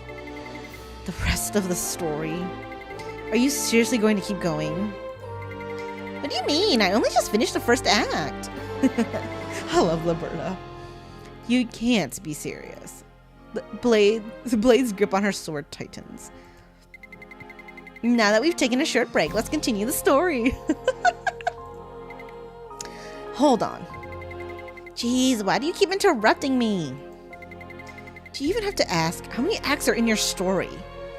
Leberta appears to think for a moment at Blade's question, fingers tapping as she counts, before breaking out into broad smile and speaking. About 11 more. Oh my God, girl! We don't want your whole life story! Are you joking? Cut it down to just one more. That's so unfair. That'd be cutting out like 10 entire acts. How am I supposed to reduce 12 acts to just 2? At least let me go up to 4. 2 acts. Blade, seemingly unwilling to back down, interrupts Leberta and adjusts her grip on her sword. I like how Blade is actually playing along a little. It's kind of like, I'm a little invested in this story now. I kind of want to know what happens, but I don't want it to be that long. But I'll let her continue. Blade, you're so stubborn. Fine, I guess I have no choice. Then I should leave out the time I ran into bandits on my way to Arcadia, the time I was kidnapped and taken to the slave market, and also the story about fighting a blind swordsman in the underground arena back when I had just become an apprentice nun. Oh my God, it's kind of funny. Wait, an underground arena? What in the world were you doing back then? Now you want to know. Well, too bad, my lips are sealed. She got her interest piqued. In any case, back to the story. Where should I start? Oh, I know. I should start a story from when I had just officially become a nun. Thanks to Michaela's sponsorship, I was formally recognized as a nun and could finally join the Archlight Order. Back then, I was different from how I am now. How should I put it? I was a bit gloomy. The other priests and nuns didn't think too kindly of me. Oh my God. They called me this... the Ashen Nun. Well, I mean, considering what she just went through, it's not surprising. Oh my God, see? She got like dead fish eyes. Like, she's honestly still probably in shock from what happened. I would be too, honestly. After arriving at the Arch-like order as an official nun, Leberta looked around at her surroundings. Where's Elpis? She could see the pure white buildings, the well-maintained gardens, and the priests and nuns dressed in spotless garments with not a speck of dust in sight. Everything was pure and beautiful. It was like a garden nurtured by the divine itself. But for Leberta, everything appeared in a dull, colorless hue. Leberta soon averted her gaze from the scenery and pulled out a letter. The letter had arrived a few days earlier, the night before her official ordination as a nun, sent directly by Michaela, whom she hadn't seen since becoming an apprentice nun. The letter Michaela sent read as follows. Congratulations on becoming a nun. Please wait in the courtyard when you arrive at the order. I will send someone to greet you. That was all it said. With no way of knowing how long she would have to wait, Leberta decided to walk around the courtyard and explore her surroundings. She walked for quite a bit. As Leberta gazed at the beautifully bloomed roses, which were flowers her mother used to love, a priest approached and offered a greeting. Wow, even the priests' faces are blocked out. May Alexian's grace be upon you. Greetings. I haven't seen you around here before. The grace of Alexion be upon us. I'm Leberta, and I was only recently recognized as a nun. Leberta? Upon hearing Leberta's name, the priest paused, seemingly trying to recall something. When it finally came to him, his face twisted into a frown. Oh no, she's infamous. So you're that ashen nun. Then, as if evaluating her, the priest scanned Leberta from head to toe. The nun who was personally backed by the acting archbishop, the sole survivor of a territory where all life was reduced to ashes. Isn't that right? Don't delude yourself into thinking she sponsored you because she sees you as special. Wow, what the fuck? I guess in a holy, supposedly non-judgmental place, people are being judgmental. What the fuck? And he's supposed to be a priest? A gracious priest? Oh my god. Jesus Christ. She simply pitied you like a stray dog or cat abandoned on the streets. Why would you say that to a new someone punched him too. This poor girl. Right? Like, can you please give this girl a break? Leberta didn't understand why the priest was so hostile, but right before the ever so kind Leberta could nod in agreement to avoid conflict, a blonde nun in an unusual habit suddenly appeared and stepped between Leberta and the priest. Oh? I was hoping it was Elpis. And who do you think you are to so rudely dismiss a nun backed by her holiness? Yes! Stand up for her! Why are you here? Is the acting archbishop here with you? No, her holiness is not here. I am here to retrieve Sister Leberta as per her holiness Michaela's orders. Now, are you satisfied or do you have more questions? For example, like why her holiness chose to sponsor Sister Leberta. Startled by the blonde nun's remark, the priest broke into a cold sweat and frantically waved his hands. No, of course not. Her holiness must have had her reasons. I have things to attend to, so I'll be off now. As soon as the priest finished speaking, he hurried away as if fleeing. The blonde nun watched his retreating figure in silence before eventually turning to speak to Leberta. Angelica! I'm Sister Angelica. You are Sister Leberta, correct? Is she a playable character? Her holiness is looking for you. Allow me to escort you to her.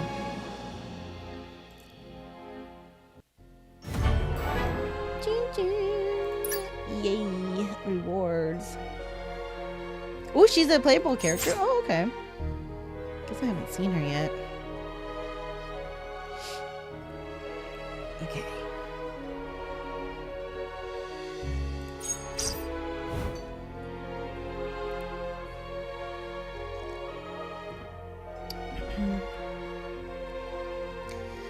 The room Leberta arrived at with Angelica had an air of piety, yet the lavish decorations revealed it to be filled with priceless works of art.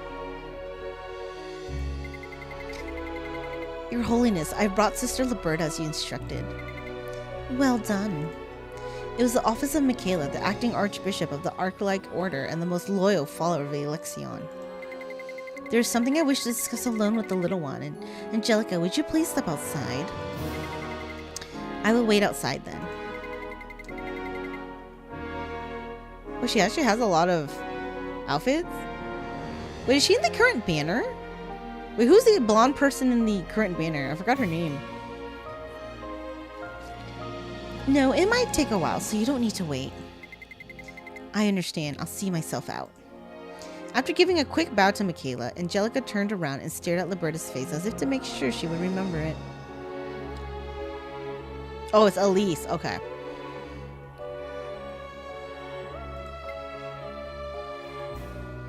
Then, without a word, she passed by and left through the door she had entered. Angelica can be a little awkward around others since she spent most of her time with me, but she's a kind soul, so I hope you can understand. Michaela, wearing the same gentle smile Leberta remembered, explained before giving her a greeting. It has been a while, little one. Oh, pardon me. I should call you Sister Leberta now, shouldn't I?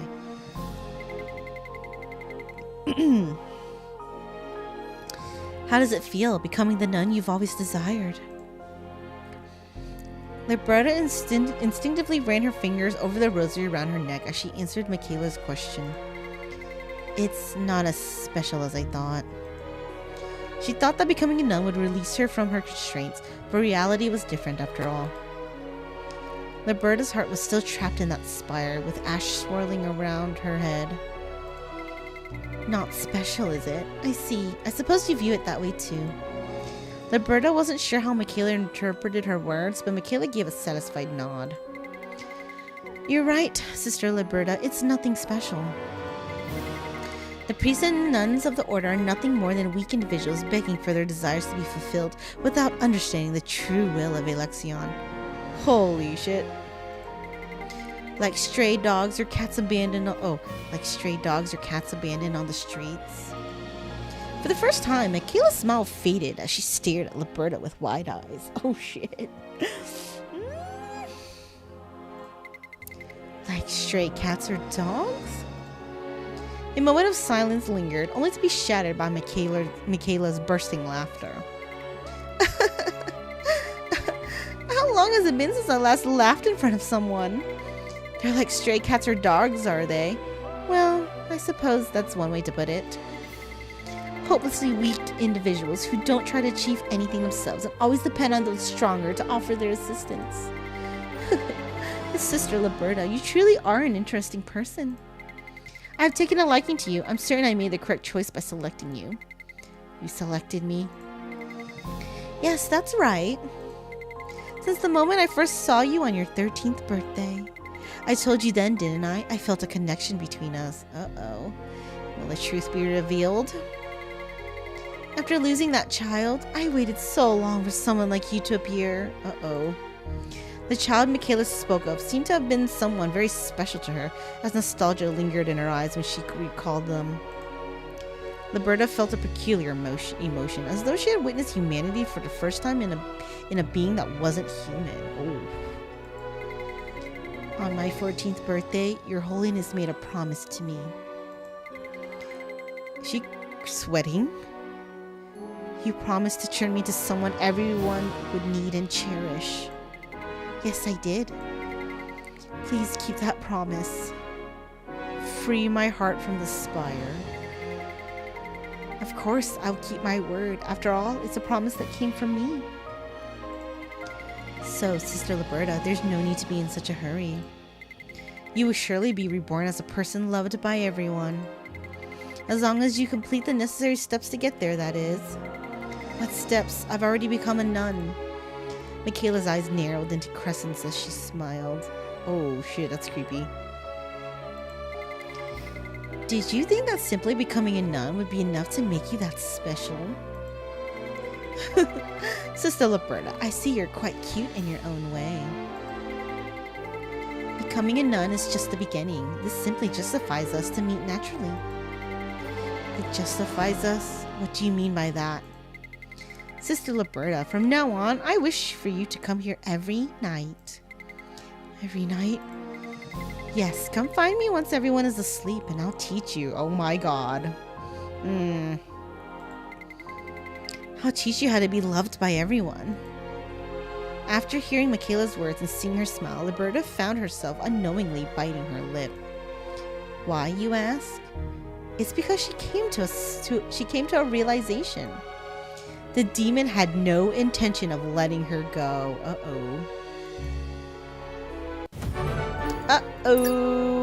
Oh god. Man, I forget how lengthy these event stories are.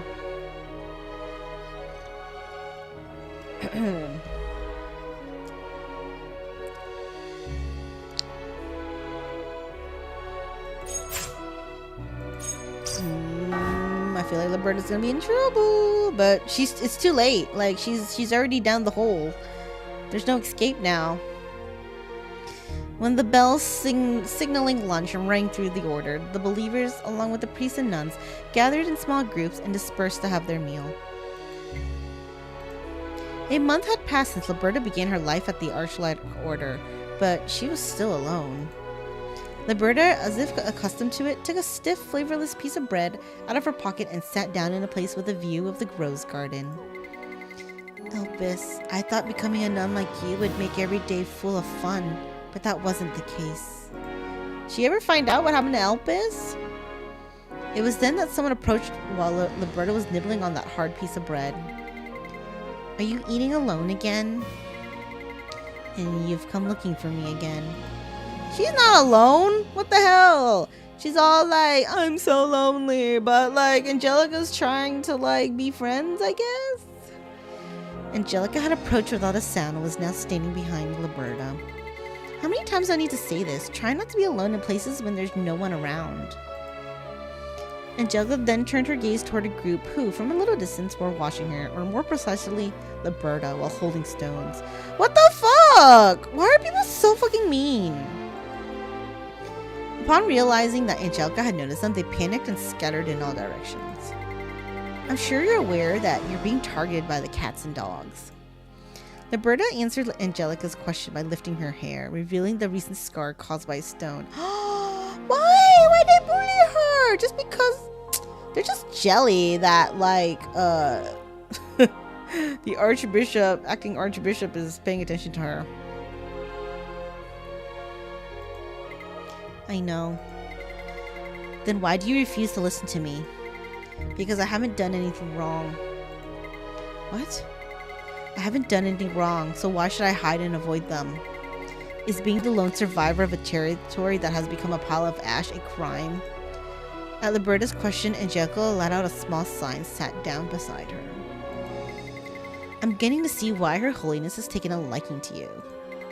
Is that so? Indeed. Please share some of your bread. I'll eat with you. No thanks. This is my food. Late at night, when everyone else was asleep, two people were having a secret meeting in Michaela's office. One was Michaela, the office's owner, and the other was Leberta, who had come at her request. Before we start, have some tea. Michaela poured Leberta a cup of warm tea and spoke in a friendly manner. I heard from Angelica. About what? She mentioned that you didn't share any of her bread with her during lunch. I only had enough bread for myself. Angelica was rather upset about it. After lunch, she came to me and complained non-stop. It was my first time seeing Angelica like that. Are you scolding me? Of course not. I simply wanted to say that I probably wouldn't have shared either if I were in your shoes. That's enough small talk. Let's get started. As soon as those words left Michaela's mouth, the air in the office grew heavier. Leberta's body tensed up the moment the atmosphere shifted. What the fuck are they gonna do? Now, Sister Leberta, remove the rosary. Yes.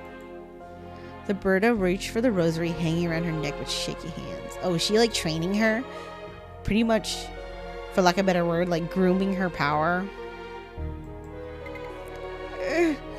Leberta's face twisted in discomfort, as if she was peeling off her own skin as she struggled to remove the rosary and place it down. Once the rosary was removed, Leberta broke into a cold sweat and began to gasp for breath. You killed her! It's your fault! My lady, please forgive me, please! I'll hug you now and in the future too. No, I didn't mean to! Leberta's agony caused dark energy to flow from her body, turning the nearby furniture a dull, ashen hue. Whoa, so her power is being triggered by all those bad memories. Michaela watched over Leberta with a look of excitement. Oh my god! Oh my god, this is so bad! Oh my god! This is like so pervy! Sister Leberta, focus. You must accept the Terra. Terra is an ancient power that only the chosen can wield, a force far purer than divine power. If you can wield Terra, you'll be reborn as a being capable of standing by my side and cleansing this world of its weakness. Once that happens, everyone will follow, respect, and love you. Don't listen to her. So endure it. You must hold yourself together and become one with Terra. She's just turning Leberta into a weapon so she can use and have control over. Die, you demon, die! My lady! Oh, my lady! Leberta! It's beautiful, Sister Leberta. The Terra emanating from you is incomparably richer and purer than the forced Terra injected into the test subjects. Oh my god, this is so bad. Yes, Sister Leberta, my eyes did not deceive me. You are the only one fit to become my agent. Oh. I can't wait to see the world we'll build together. A world where the weak are gone and only the strong thrive. In a desperate attempt to hold on to herself amid the swirling Terra, Leberta clenched her teeth. I just need to hold on until I find a way to control the Terra without the rosary. No, until I find a way to completely eliminate it from within me. I can do this. Michaela, I won't let you have your way. Poor girl. I feel so bad for Leberta. I want to know when she does her personality switch. Like, it's crazy. As usual, lunchtime came, and Leberta sat in her usual spot with a view of the rose garden, chewing on a tough piece of bread.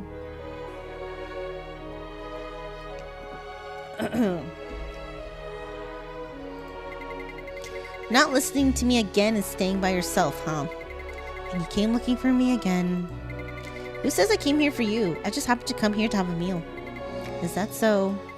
Indeed. Angelica then sat beside Leberta and proudly pulled out a lavish sandwich. The sandwich, packed with thick cuts of meat and fresh vegetables, had such a lavish appearance that it made one wonder if a priest should even be eating it. Oh yeah, I'm pretty sure the phrasing they do is very, very, very intentional. I got the sandwich from outside.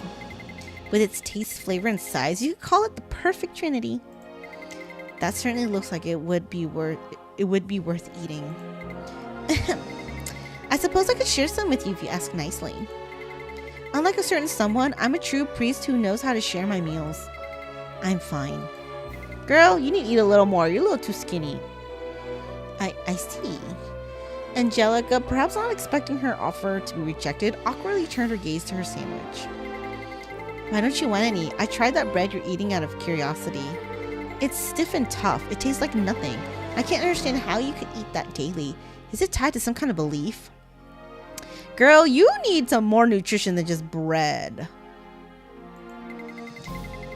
What kind of belief would make you deliberately eat something tasteless? Then why do you only eat that bread? I'm unable to taste things. Oh. You should still eat more than just bread. Like, vegetables? Meat? Oh, wait.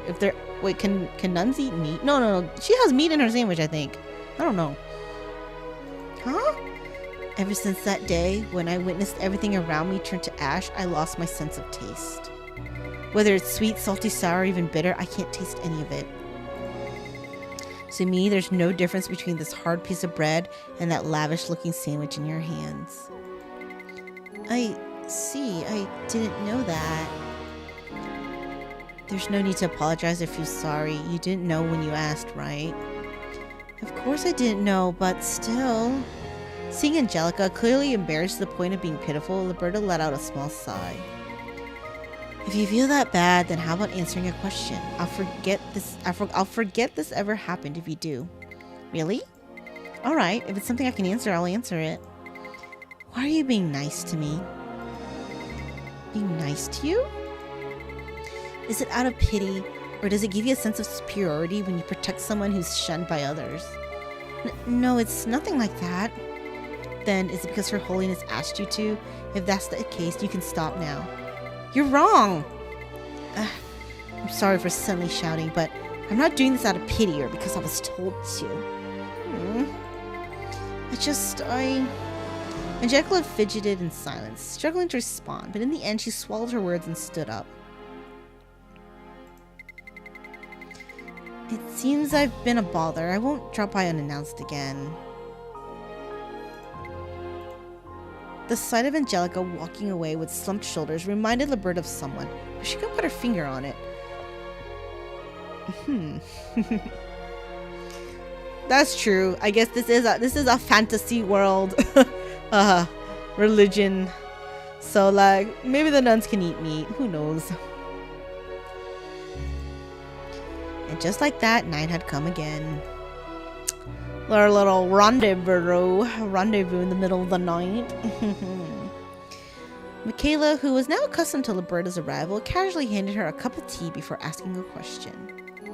Sister Leberta, did something happen between you and Angelica today? Nothing in particular. The hesitation in your answer tells me something has happened. Sister Leberta, today was the first time I saw Angelica look this downcast. Aww. You might not be aware, but Angelica has been so much more vibrant ever since your arrival. Even today, she used vacation time she hadn't even touched before to go outside early in the morning and buy a sandwich for you. Aww, she wanted to be her friend. That elated Angelica suddenly became downcast after lunch. I can't think of any reason other than something related to you that could cause such a sudden shift in her mood. Am I wrong? I asked her why she was being nice to me, and if you put her up to it. Oh dear, that must have been quite a shock for Angelica. Why's that? She thinks of you as a friend. A friend? Well, I had ordered Angelica from a young age not to socialize with other priests or nuns. Oh, wow.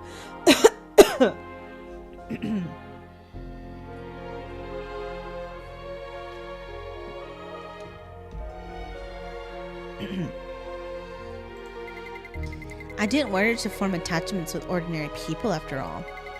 This ensures that when the time comes to fulfill her role as a sword, she won't be affected by feeble emotions like affection or sympathy.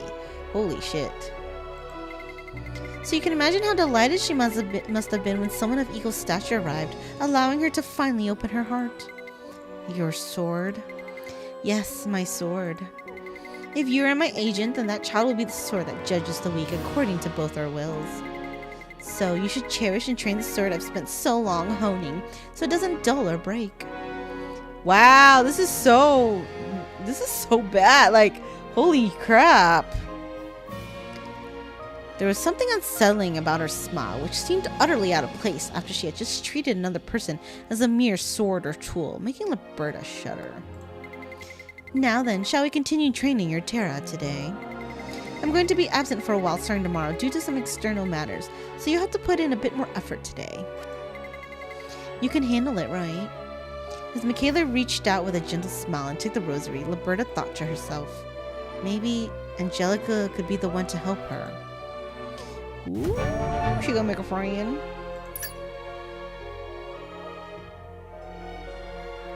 Oh my god, guys, I've been reading non-stop. My throat is feeling it. I never finished my hot dog. Oh my god, I got too into the story. Okay. Let me take a few minutes to take a few more bites of my hot dog. I'm gonna still be here, but I'm gonna put the mic. I'm gonna move the mic a bit.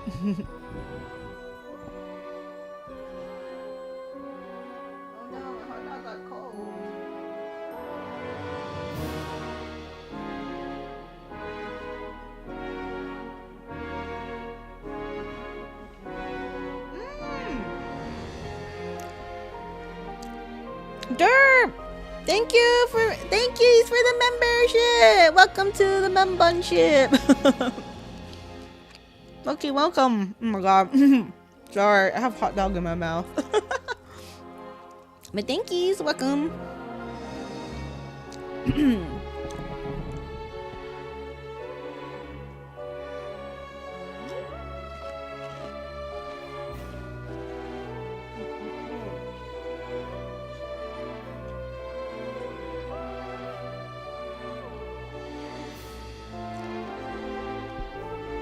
Oh, so Angelica does appear in the main story.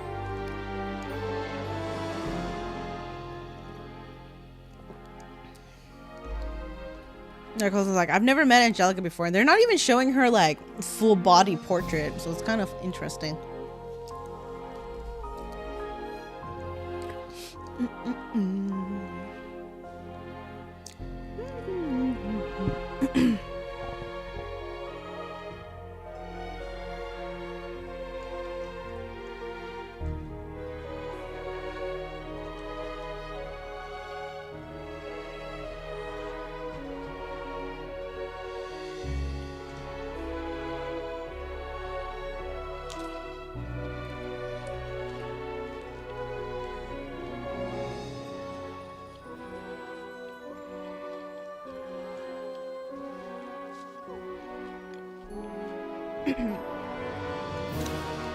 What condiments is y'all's favorite for a hot dog?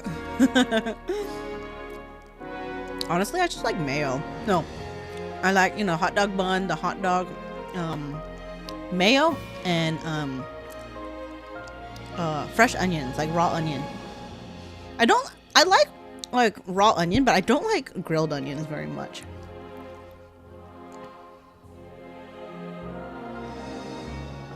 Mustard. Yeah, that's yeah, mustard, relish. Yeah, those are pretty common ones for hot dog. I don't like either of those. So I don't put those. Do you guys eat cheese with your hot dog?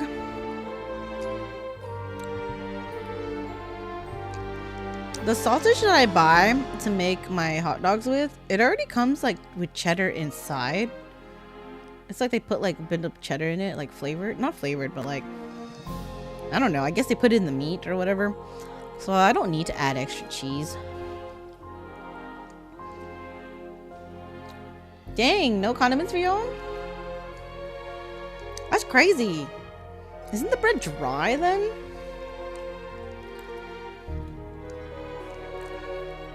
Oh, Dirt, thank you for the gifted. Appreciate it. Thank you, thank yous. Sister Bunny appreciates it. Thank you for the for what do they call it when you donate to the church? Like you put the money in the thing the bucket they pass around. It's just like a donation, right? Like a donation to the church. Thank you for supporting the Church of Goon. This Sister Bunny appreciates it. Do you guys like my nun roleplay today? Isn't it fitting for the story?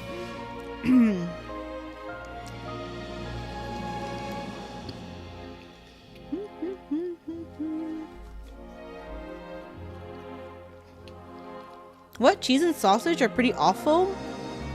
Corn syrup? Why would you put corn syrup?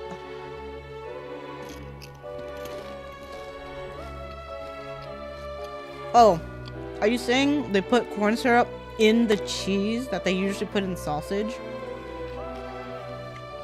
Offerings. Yeah, church offerings.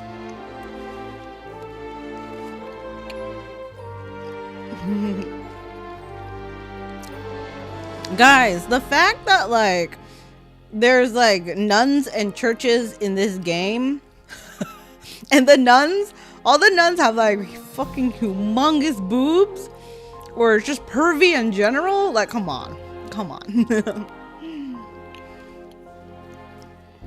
This is the fantasy nun story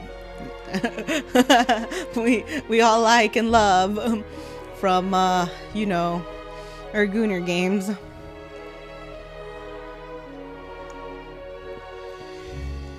Wait, that's crazy. I didn't know corn syrup was like a main ingredient for cheese sausage.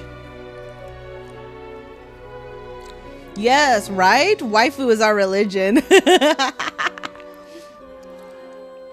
Welcome to the Church of Goon. Religion is waifu.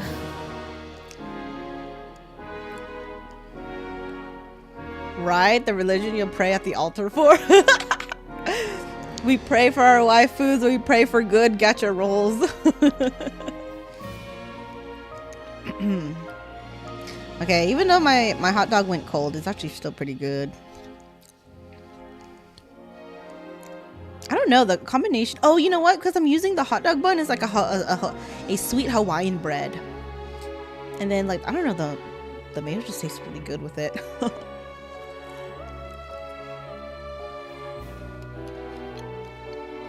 Like, this whole combination, it's delicious.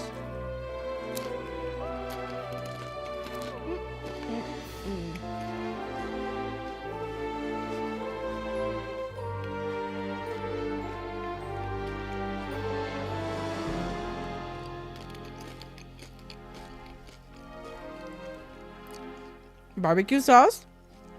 Oh yeah, with your hot dog. Yeah, because I'm not using a typical hot dog meat. I'm using like it's actually like sausage. Because you know, like hot dog meat is kind of like cheap tasting, in my opinion. I actually don't like hot dog, ironically, but this specific brand of sausage that's like my local grocery store sells is so good. This is like the only hot dog I like, but I usually don't like hot dog. But ironically, I do like corn dog a lot. I love corn dog, but I don't like hot dog. I don't know why. Right? It's hard to have it's hard, like it's tough like to have a really good hot dog. But I only eat hot dog now if I make it with like my specific like hot dog. I mean, my specific sausage that I like to buy. The fan service does keep you playing at some point, but overall you love the game. Yeah, right? This is a good game. Like, as I always say, like fan service aside, this game is a lot of fun. I love the whole kind of this kind of the old style oh my god, Blue! Thank you for the super chat. Welcome. Thank you for your offering to the Church of Goon. Sister Bun me Sister Buddy really appreciates it. Welcome to our church episode.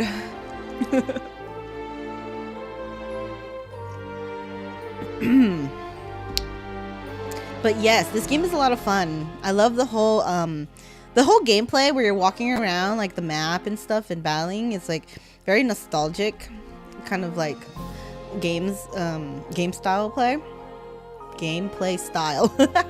And I mean, and also the characters are really cool too. Like they love the character designs, and I mean, and then they added the whole like fan service thing, and it's just like, yes.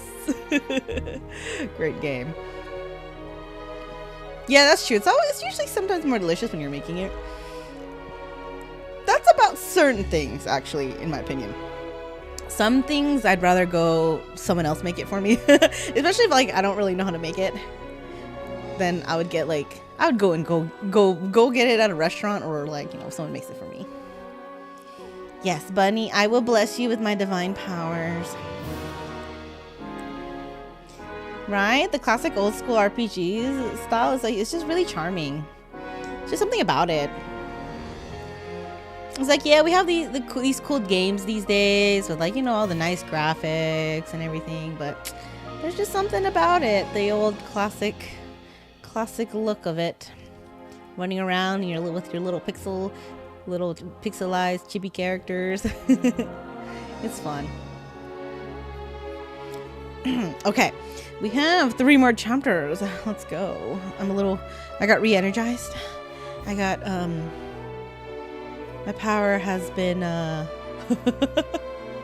replenished by this delicious hot dog plus cheese Doritos. I have cheese Doritos to use my hot dog.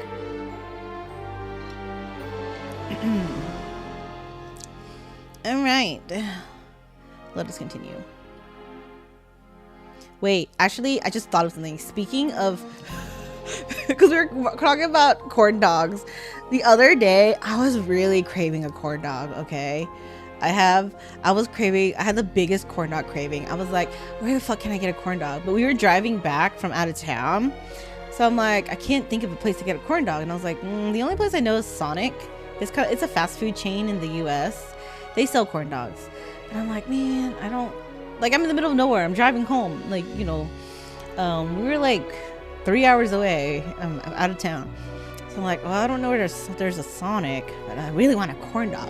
Then we stopped at this random, like, gas station, but they also had, like, it was like more of like a gas station / food. Well, like, I don't know. Cafe? I don't know how to explain it. But they had food. They had a Dunkin' Donuts inside too, so you can get like coffee or whatever. And I was like, okay, well, we stopped by there so I can go to the bathroom and just take a break from driving. And then I dropped by the food because I saw billboards of it. They're like, oh, come stop here, take a rest, blah blah blah. I'm like, okay, well, they sell burgers. I guess I can always get a burger. So I was looking at their food. And they had hot dog. I was like, oh, is that a hot dog? I was like, yes. So I ordered 2. And guys, I gotta tell y'all, these were some of the biggest hot dogs I've ever seen. Oh, no, sorry, corn dog. Oh my God, they were so fucking big. Like maybe they were standard length of a hot dog, of a corn dog. But the roundness, the thickness, the diameter, I was like, oh my God, it's huge. I was like, oh, you look so good though. And look, it was actually really delicious. I was like, oh yes, this beats the Sonic fast food hot dog. I mean, corn dog. Oh, it was so good though, but I'm just kind of, yes, the girth. That's what I meant, the girth. I forgot the word for it. I was like, I felt a little weird because like I'm sitting in the parking lot in my car, scarfing down this giant corn dog. And it sucked. I was parked right in the front too, where everyone has to pass by to get to the front door. But I was so hungry and I'm like, I want to eat this corn dog. Nom nom nom. So I was like stuffing this giant fucking corn dog in my mouth and I'm like, this is delicious. My corn dog craving has been satisfied. It was really good too. The breading was delicious. I was like, oh yes, this is really good. And surprisingly, the sausage part, the meat was really good too. Because honestly, corn dog can be hit or miss because sometimes they use like cheap hot dog meat. But I was like, oh, they did good with this one. So yes. Pure and wholesome girthy corn dog of normal length. Yes, it was good. It was very good. I loved it. Now I'm like, oh man, I'm thinking about it. It's like, damn, I would like it again. But it's like this random travel gas station in the middle of like nowhere, 3 hours away. So I'm like, well, if I ever stop by there again, I know what I'm getting. Oh, it was so good though. Now you made me think about that delicious corn dog. Guess for now, just be satisfied with the hot dog I made. Right? Now you're hungry? Yeah, go get a corn dog. go eat a corn dog on my behalf.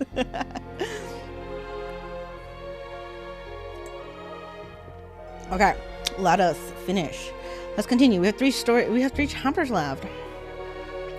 Oh no! Meme clip, but corn dog is censored. Oh my god, that's gonna be added content. That'd be funny though. Okay. When lunch came, Leberta waited for Angelica at her usual spot. Oh my god, it's 5 a.m. for you? Why not? Wait, that's breakfast. You can go eat breakfast now. Some people wake up that early to eat. But no matter how long she waited, Angelica never showed up. Aww. She pushed away the friend she didn't know she had. That's so sad. So she doesn't show up when she's actually needed. What a troublesome nun. Since waiting wasn't getting her anywhere, Leberta decided to go look for her instead. Just as she stood up, a group of people approached her. A troublesome nun? Who might she be referring to? Oh no, you didn't sleep? Oh wow. Well, I hope you can take a nap soon. Fair enough. Some places don't open until 11. That's true. That's true. What? You mean you guys don't have 24-hour Denny's or IHOP where you live? Or 24-hour gas stations? Ooh, yeah, almost lunch? Yes, definitely go get something to eat. Go get a corn dog on my behalf. I will live vicariously through you right now.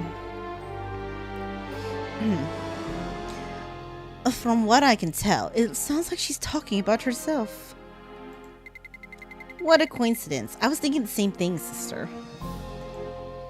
It was the priests and nuns who, jealous of Leberta's backing from Michaela, were always on the lookout for a chance to stir up trouble. If you're here to bother me, come back later. I have somewhere I need to be fine right now.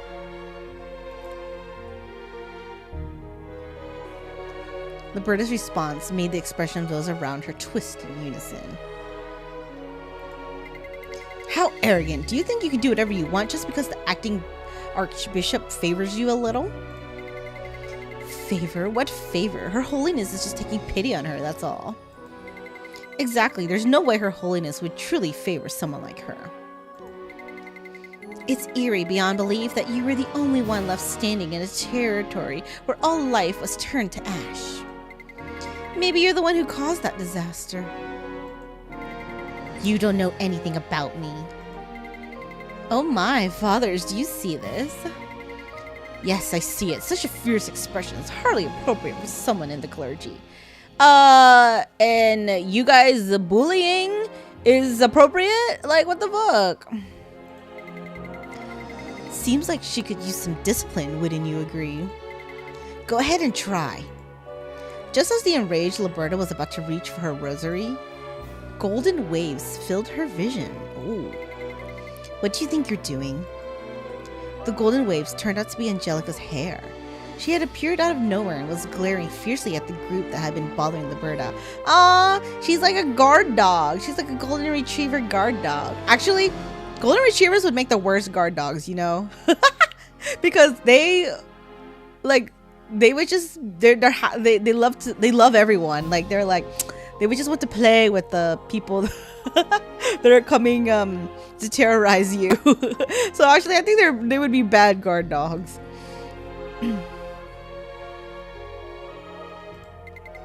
So, Sister Angelica, we were just now, let's all be on our way. It seems today is not our day. But wait, are you really going to leave like this? Then what do you suggest? Will you fight me? Eek, no, of course not. Faced with Angelica's sharp warning, the priest and the nun scattered like startled birds. You really don't listen, do you? I know, isn't Leberta's glare nice? Like, she's a good character, but her backstory is so tragic. It's so sad.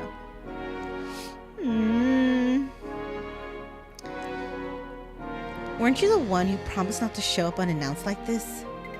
I only came here because I heard a commotion while passing through. Aw, is she a little tsundere? Yay, you got a corn dog? Nice. I will eat vicariously through you. Hey, Shadow, welcome. So you weren't watching over me? Of course not. What do you take me for? Sit down. Excuse me? Have you already had lunch? If not, let's eat together. Aww.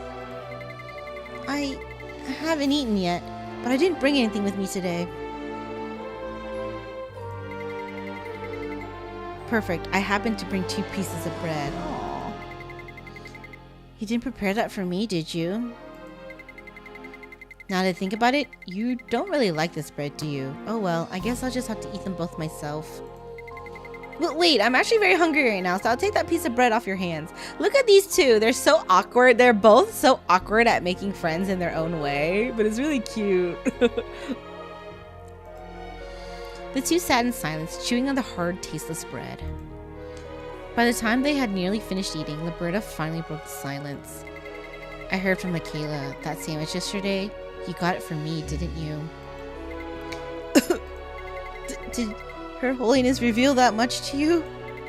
She told me to get along with you. She said you're important to her, so I should cherish you as well. Her Holiness said that?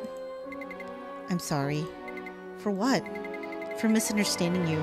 With the way things are around me, I couldn't properly accept your kindness and ended up doubting you for no reason. Aww.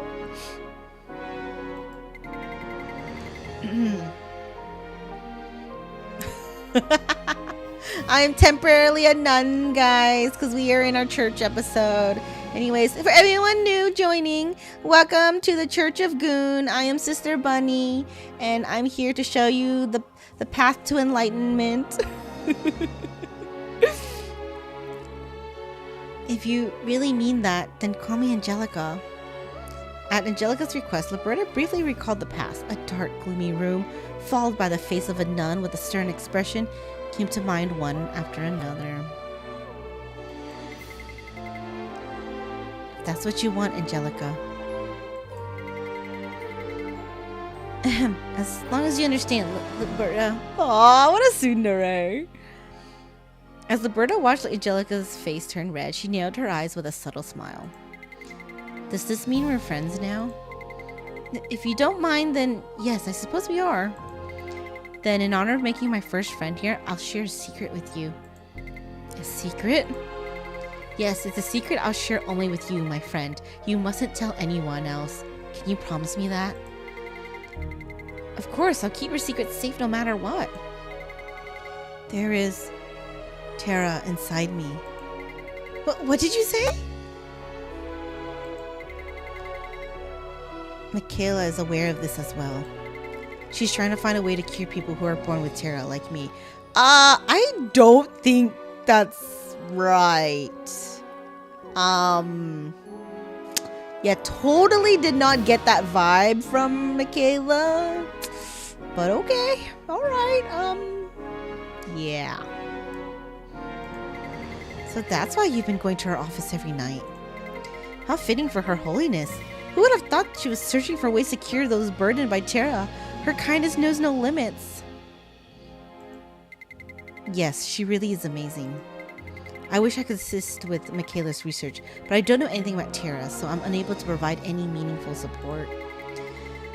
What can I possibly do to help her? As Leberta sighed, feeling troubled and helpless, Angelica fell into deep thought with a serious expression. If you need information about Terra, I may know of a way. You do? There's a secret archive, which is only accessible to current and former archbishops. You might be able to find books on Terra there. A secret archive? Does a place like that really exist? I visited the place a few times with Her Holiness. At Angelica's response, Leberta bit her lip tightly, doing her best to hide the excitement that bubbled within her. Angelica, I beg of you, please tell me where it is. Help me rid myself of this cursed power. After much hesitation at Leberta's heartfelt request, Angelica eventually nodded. Come here early tomorrow morning. I'll be waiting. Thank you, Angelica. Thank you so much. This is the least I can do for a friend. Besides, this also assists Her Holiness's research, so I'm sure she'll forgive me. Yes, I'm sure she will. Why are you laughing? Your smile reminded me of Her Holiness. I ended up laughing without realizing it. I'm sorry if that offended you. No, there's no need to apologize. I see, so I made the same expression as Michaela. Oh shit. A face that resembled Michaela's. That was probably the face of someone plotting a scheme. Dun dun dun! Ho ho! That's not good. That's not good at all. You guys think this is the Blue Archive? Untitled. Oh, that's crazy. That's a crazy title. The next morning, Leberta arrived at the designated spot to find Angelica already waiting. Leberta, you didn't run into anyone on your way here, did you? No, aside from you and Michaela, I have no other acquaintances, so there's nothing to worry about. I see. In that case, follow me quietly. Angelica carefully watched her surroundings as she took the lead. The place Leberta followed Angelica to was not the Order's library. Where are we going? We're almost there. Do you see that small chapel over there? The place Angelica pointed to was a small chapel hidden away in a secluded part of the Order, obscured by bushes and trees. I never knew a place like this existed. It's a chapel that only Michaela and I typically use. Everyone knows this, so they avoid coming near it. Is this a secret archive? Correct. Well, to be more precise, it's the entrance to the archive. Oh shit! It's underground! Upon entering the small chapel, Angelica adjusted a statue of Alexion, causing the floor to open, revealing a hidden, dark, and long passage. Heeding Angelica's warning to tread carefully, Leberta moved carefully, and after a few minutes, a vast open space appeared before them. We're here. This is a secret archive only open to the current and former archbishops. Unbelievable. I never knew the Order had such a place. As Leberta stood in awe before the endless piles of books that looked as if they had been written at least a century ago, Angelica approached her. It's too soon to be surprised. The Order has plenty of fun in secret spaces like this secret archive. Oh. If you want, I'd be more than glad to show them to you. Thank you, Angelica. You can take me to those places when the opportunity presents itself. But for now, let's achieve what we came here for. We're looking for the information about Terra, right? Yes, but I'm not sure where to start. I didn't expect there would be this many books. We should do something instead of twiddling our thumbs. I'll take the right side and you can handle the left side, Leberta. Are you going to help me search? Naturally. Did you think I'd just stand and watch after bringing you all the way here? We're friends, aren't we? You trusted me with your secrets, so I think it's only fair for me to help you as much as I can as a friend. Aww. What a good friend. Seeing Angelica sheepishly scratch her cheek with an embarrassed smile, Leberta felt a strange pang in her chest as she quietly nodded. It sucks because Leberta knows she's just using her. Oh. Thank you. I'll accept your kindness. With that, the two split up, each searching through the archive for books related to Terra. The search continued for a while. Although a few books mentioned Terra had been found, there was nothing in them about how to rid someone of it. I don't think it's that easy. I don't even think it's possible, to be honest. So time was just passing without any substantial results. Then, a relatively recent-looking book caught Leberta's attention. She reached out for the book as if she had been bewitched by something unknown. It doesn't have a title. Even though she knew she had no time to waste on reading such a book, she was about to open it and flip the pages anyway.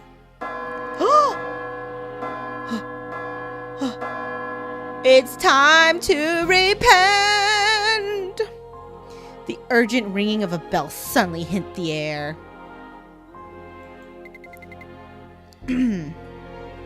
What is that ringing? Leberta! Angelica, why are you running? Did you find a book related to Terra? That's not important right now.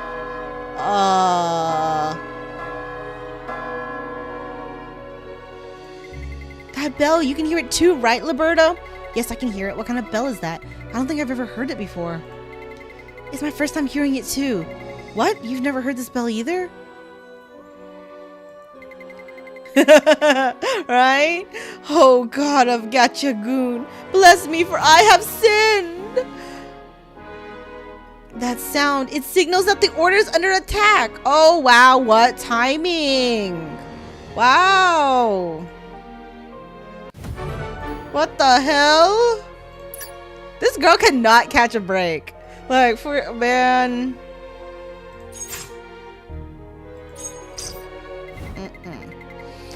An attack? Who would attack this place? I'm not sure, but the energy I can feel from a distance, it's Terra. It could be a fiend, an undead, or perhaps even a warlock. It's a misfortune that we're being attacked while Her Holiness is absent due to her schedule. Wait a minute, that's sussy. I must go. Oh yeah, she's the sword. Then I'll go with you. No, Leberta, please stay here. You have terror inside you, and I don't want any misunderstandings that could drag you into this. I'll come back to get you once the situation is resolved. I understand. I'll see you in a little while. Oh no! No, no, no, no, no, no, no! Death flag? No, please. Oh. I have a bad feeling about this.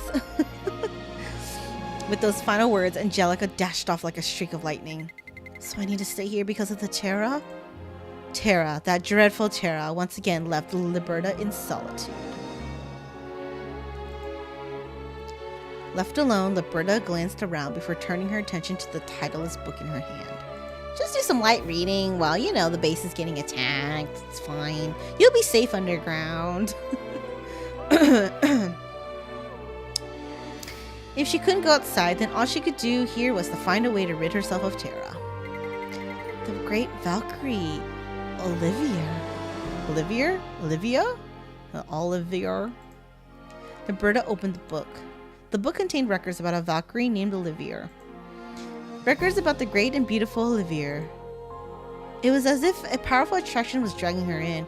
Actually, she truly felt a strong pull as she devoured what was written in that book. Oh, that's weird.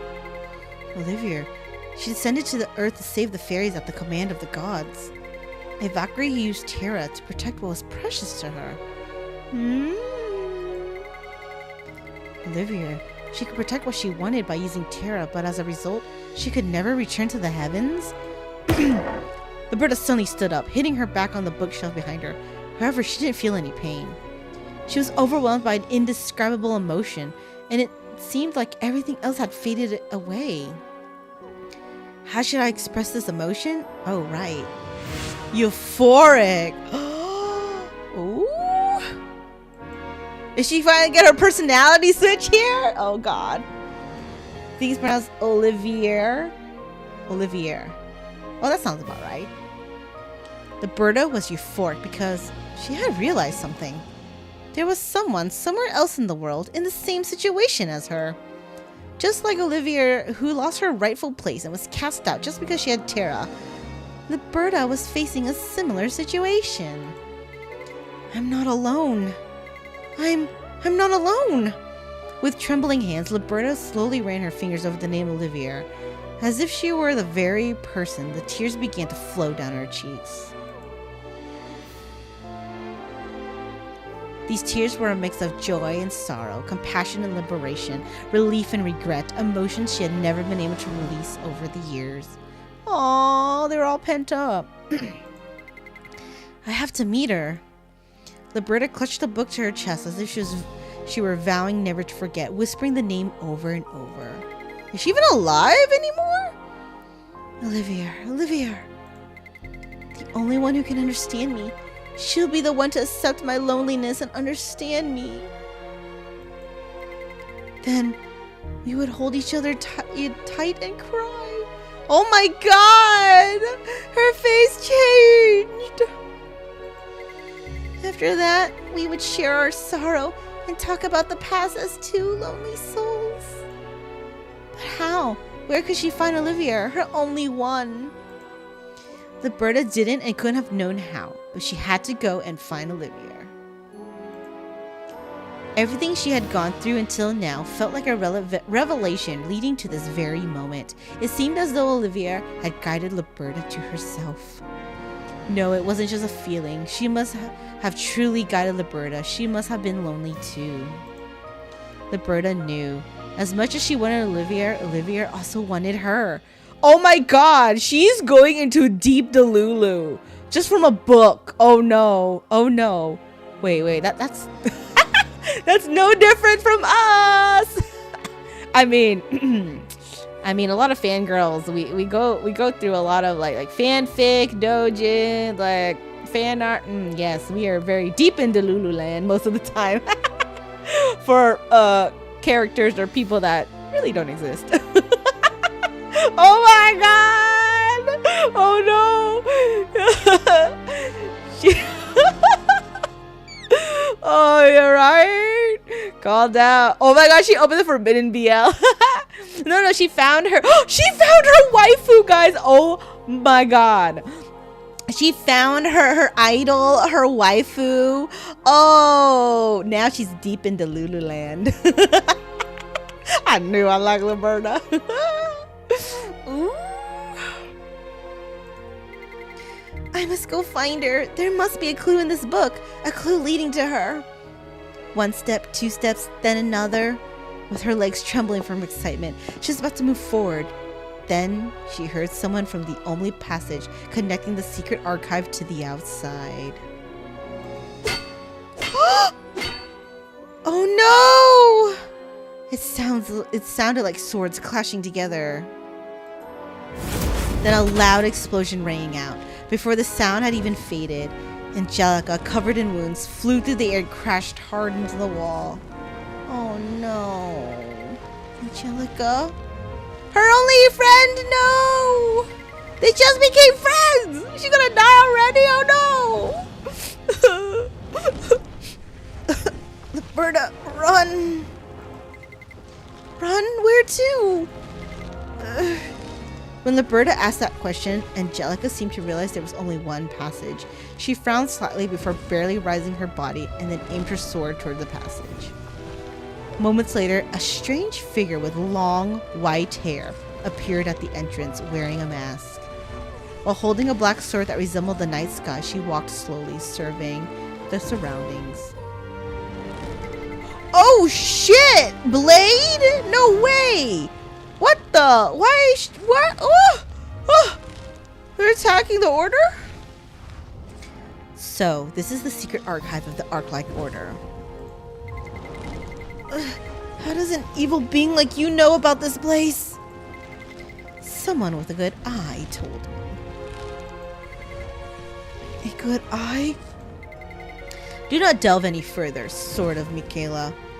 You shall be shattered here regardless. Should you wish to avoid such a fate, hand over the records of Olivier. What? Why? This is actually important? I swear, like, I was thinking it was just kind of like a story, like a fictional story. Oh my god, this is real? Even the apostles are after it? Oh my god. Okay. Then I'll spare your life. Leberta shuddered at the strange figure's words. She wanted to know who this strange figure was and why she was searching for Olivier's records. I don't know that name. Even if I did, I wouldn't give their records to someone as evil as you. The sacred dojin. Oh my god.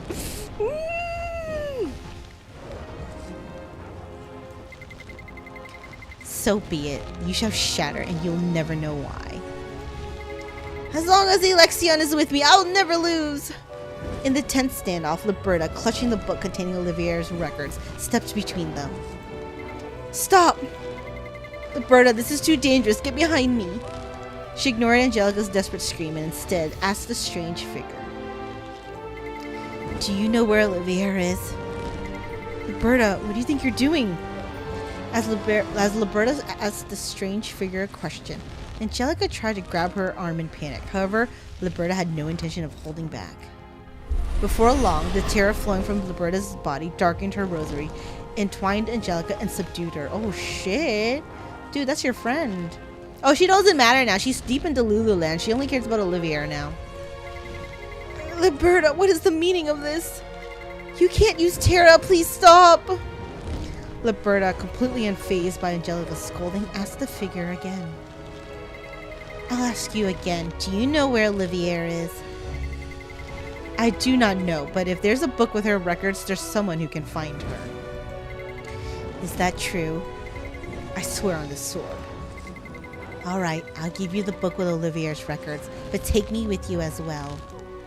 The figure tilted her head at Leberta's words, then nodded. Ooh.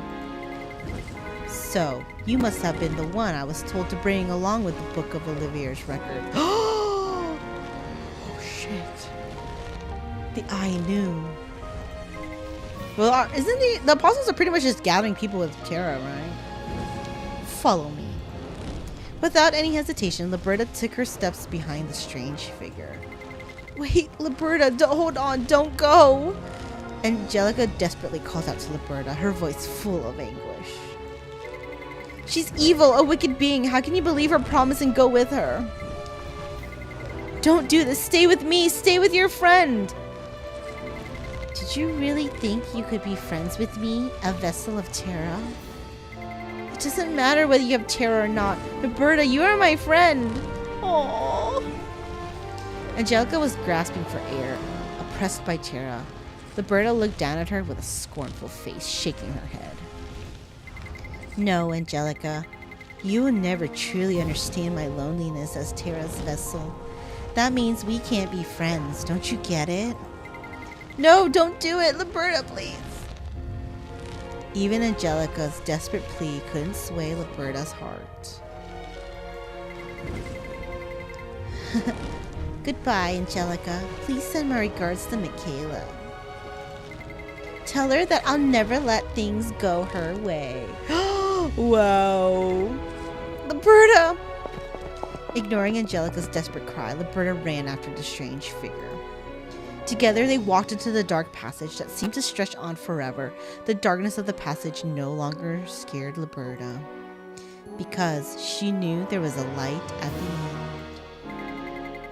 That brings us to the end of the second act. How was it? Oh my god. I wasn't given enough pages, so I had a hard time compressing the tale, you know. While Leberta makes a fuss, Blade fiddles with a sword in her arms. That strange figure at the end, were you referring to me? Long white hair, a strange mask, and a sword. Who else could it be? So, was that the notion that you had about me? Well, that was all I knew about you back then. I didn't even know your name was Blade. Huh. Blade scoffs in response and turns her gaze to Lethal, who hasn't spoken a word. Poor Lethal! He was like, this is torture, having to listen to this story while trying to deal with his own problems. I hope you didn't die in the middle of the storytelling. Tragic.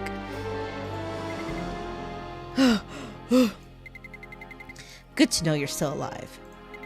Leberta finished her story. Now it's your turn to answer. Oh my god. I think a Dorito particle got stuck in my throat.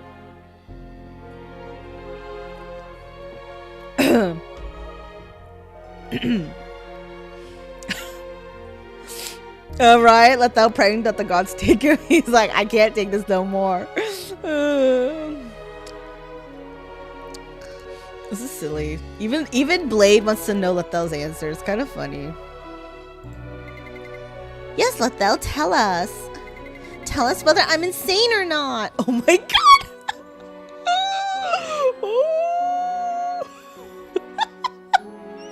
Guys, what is your answer? Do you think Leberta's insane or not?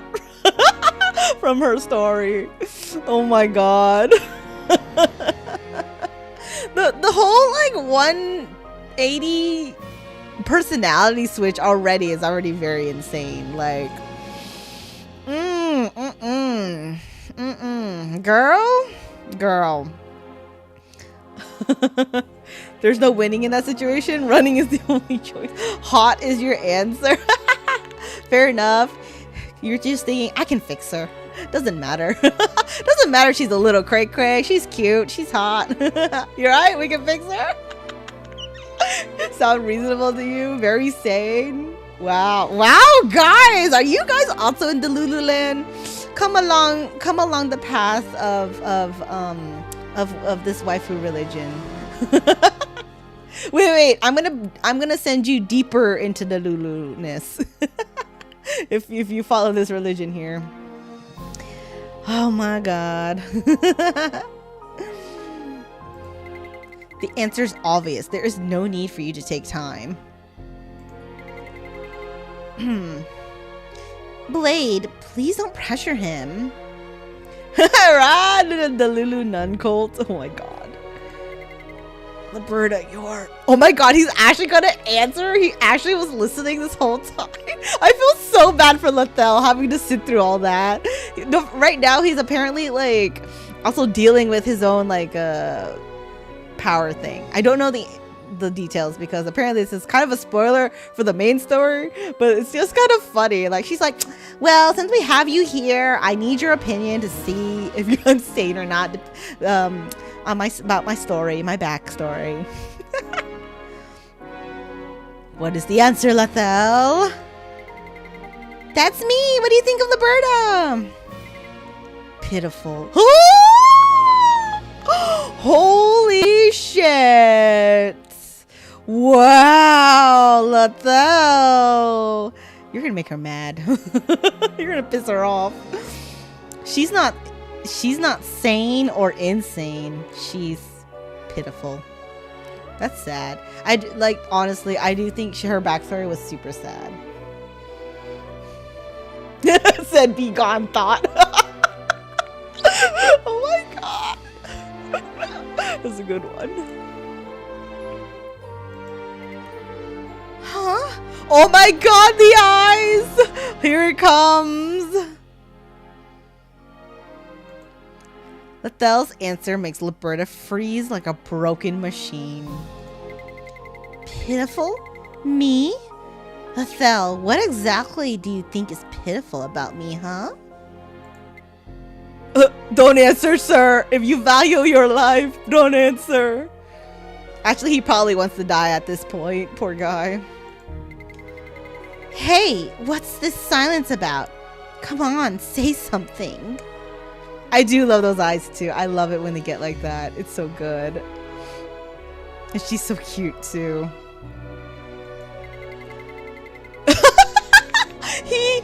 He has fainted. You won't get any answers from him. Wait, that's good. Good move, Lethel. Good move. He's like, I won't have to answer this if I just faint.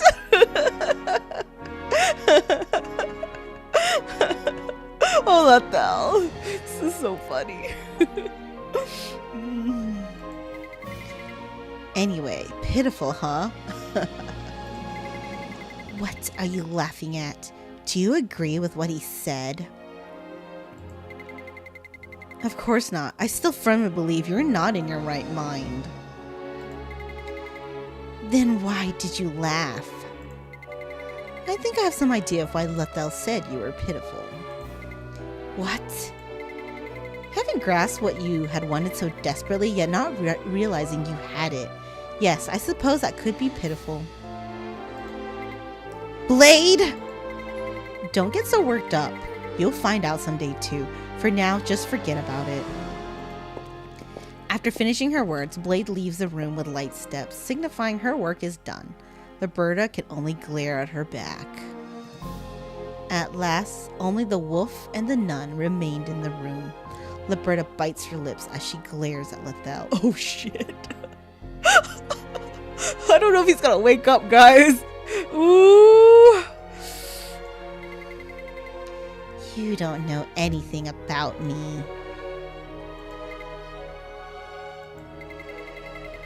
There is only one who can understand me in this world, and that's Olivier. Leberta tells herself that she has done nothing wrong, again and again, holding her knees tightly to her chest. Aww. Oh, All-Mother Election, please have mercy upon your child. Wait, she didn't change after all this time. Breathe new life into your child and allow them to repent for a life led astray. In that dark and silent place, only Leberta's voice echoes. I beg you of this generosity with all my heart. Leberta's heart remains imprisoned in the spire, waiting for the day of salvation. Oh! She didn't change! No! Oh, no! But that was right! Oh. Wow. That makes me feel for her. Like, damn. She's in super delulu. Like, holy shit. She's just stuck in that one moment in her life. And then also she, with also like a, with a part of Delulu now. So then the what she was like, if you missed the beginning, Shadow, or like the end of the first part, she, after shit went down when she was younger, that's all she could would repeat. And so it's kind of like, it's like super sad. I can fix her. Good luck. Good luck. Yeah, right? Trauma do be like that. Like, oh, that's so sad. Poor baby. That, I was like, that's a very different ending to Blade's backstory. Because at least with Blade's backstory, you kind of like, she kind of had a new reason to, like, she got out of her funk and she had a new reason to go on. Like, she had like to live. Leberta, I don't know. She never got out of her funk. She like faked it. Or she's in denial. Like pretty much Delulu. Yeah, right? Good luck fixing her Delulu. Like, oh, she's deep. Oh, that's so sad. That's so crazy. So bad for her. Oh my gosh. Well, everyone, there we have it. Delight. We completed the first part, Sin to Ashes, and the second part, Complex. Woo! That's so crazy. I do like Leberta a lot. Like, I enjoy her character a lot. And it's crazy to get a bit of her backstory, which is so freaking sad. Like, but it makes sense now. Yeah, right? She's crazy on, like, so many levels. It's wild. Okay, so for the... Oh, wait. I have to ask. You don't have to answer me in detail for those who've played farther. Do you get to find out more about Michaela, the Archbishop Michaela? Because, like, that left me a lot of questions about her. Do we get to see her again? Right? The light, or like the Lulu light. That's a good one. Delu light. Because, look, they even made her a playable character. This is crazy. I don't know how I feel about her. Like, ooh, she's sussy as hell. Like, wait, you see her again, but not enough to go into her backstory? Oh, that's crazy. So maybe she'll get her own, like, backstory event. Delightful, right, guys? Oh my god. This is so crazy. Yeah, because she's a whole character. She even has another outfit. She has, like, a whole office outfit. Is she good? Should I get her? Should I try to pull for her? Yeah, because it seems like they're going through a bunch of, like, the villains that were, like, the apostles and giving them backstories for these events. It's kind of cool, actually. That's awesome, though. I like how we're getting to find out more about them. Oh my, why nuns IRL aren't like this? I think they gotta be more modest, you know? These nuns just like to wear tight clothing. Cause it's like, oh, she's super cute. She's currently the only light magic DPS who isn't capped like Angelica. Oh. So was she a better version of Angelica? Oh yes, thank you Backseat Blue for the hydrate. I do need to drink some water. Oh, she doesn't really perform well unless you build her. I just wanted to see her animation again to see if I actually wanted her. Wait, is there a way you can see the animation again? Because they played it whenever I first opened it. Let me see. No, they're not. Oh, maybe they only do it when you first, like, get into the game. You can find those nuns, but not in a church. Very true. Very true. Probably at like a gentleman's club or something. Sure, I'll be sure going to church for sure. Not missing a single day. They look like that, right? Wouldn't a lot of people? You have her swimsuit and you think it's crazy? Oh my gosh.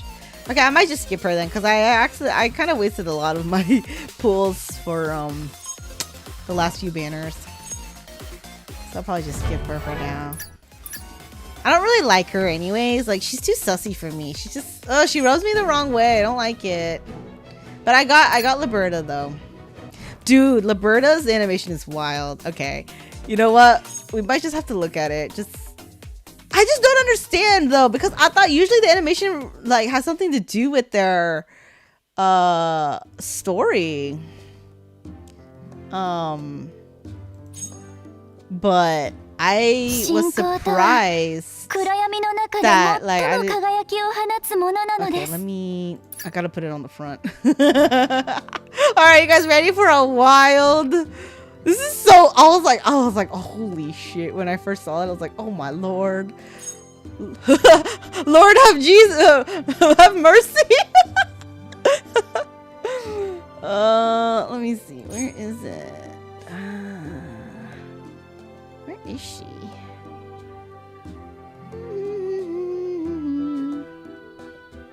Okay, here we go. All right, we're gonna go full view. YouTube Sama, please look away. This is a oh my god. Oh my god, look at that ass though. Oh my god. Wait, that wasn't as bad as I thought. I thought it was longer. Did I make that up? I thought she did a motion. She only did a pose. I thought she did a motion. Maybe I kind of made it up in my head. My mind filled in the blank. It's an invitation. Oh my god. Oh, that's crazy. Okay, I remember I didn't get a good look at Michaela's wait, you know what?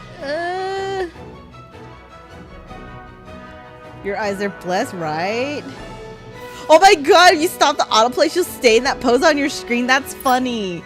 Wait, how do you stop autoplay? That's so bad, though. There. And I like how her capelet thing is pulled up. Oh my... Oh, wait, no. Wait,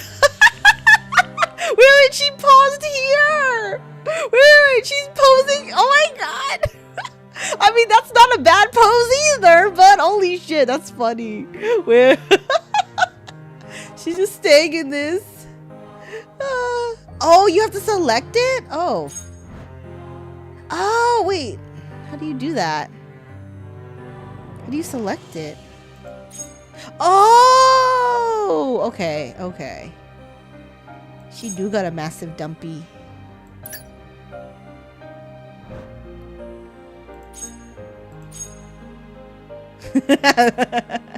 Business at the back, party in the front. Oh my god. Okay, that's probably what I saw then, because I was like, I thought her hand had some movement to it, but it's probably just like because she's holding it there. This game, man, it's so good. Oh god. Okay, let's move on. Oh, I didn't know they talked.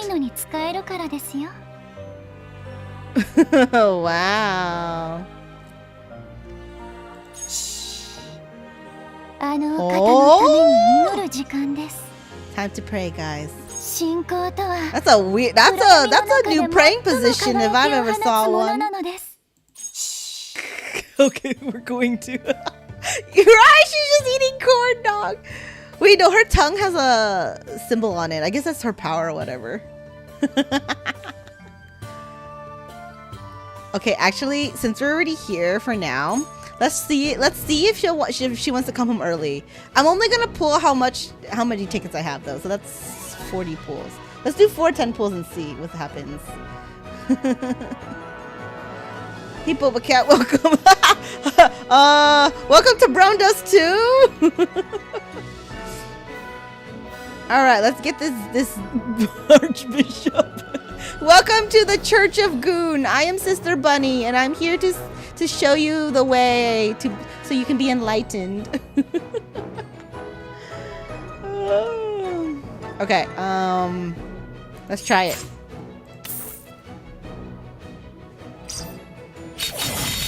No. Oh yeah, maybe the Terra symbols on her tongue, like kind of like Lethel's body. That would make sense. Ooh, Eleanor! Eleanor! Ooh, are you gonna deliver the Archbishop to us? Guys, I have a gacha addiction. What do y'all expect? Oh man.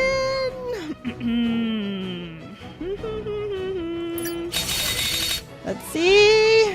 I know, I love Eleanor's look. Like her character design is great. Oh. I don't think this is. Oh. Okay.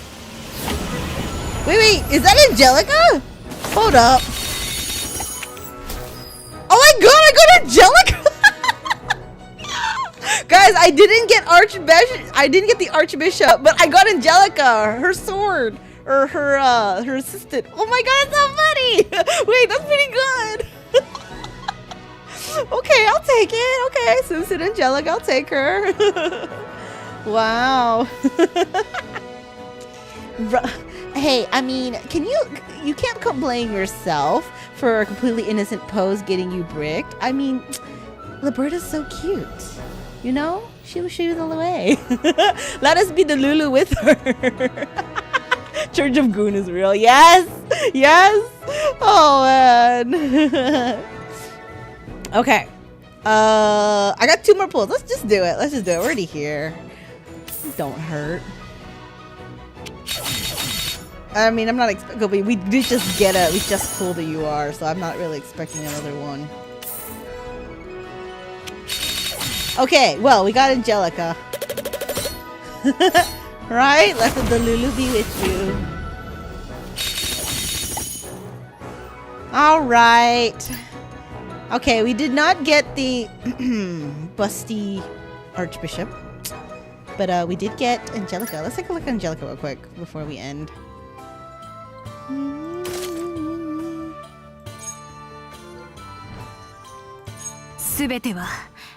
Oh, she's so cute! Oink. What's your swimsuit falling off? Girl, I think your swimsuit's a little too small for you.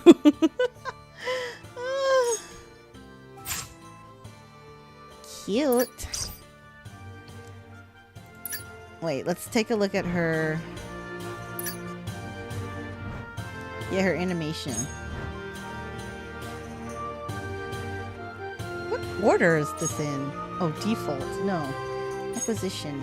There we go. Beach time!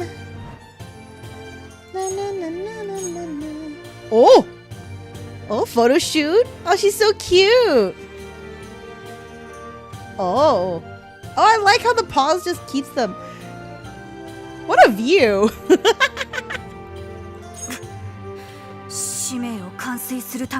Oh, is she being forced to do this? Oh, can we play it? Maybe? Wait, what? Ah.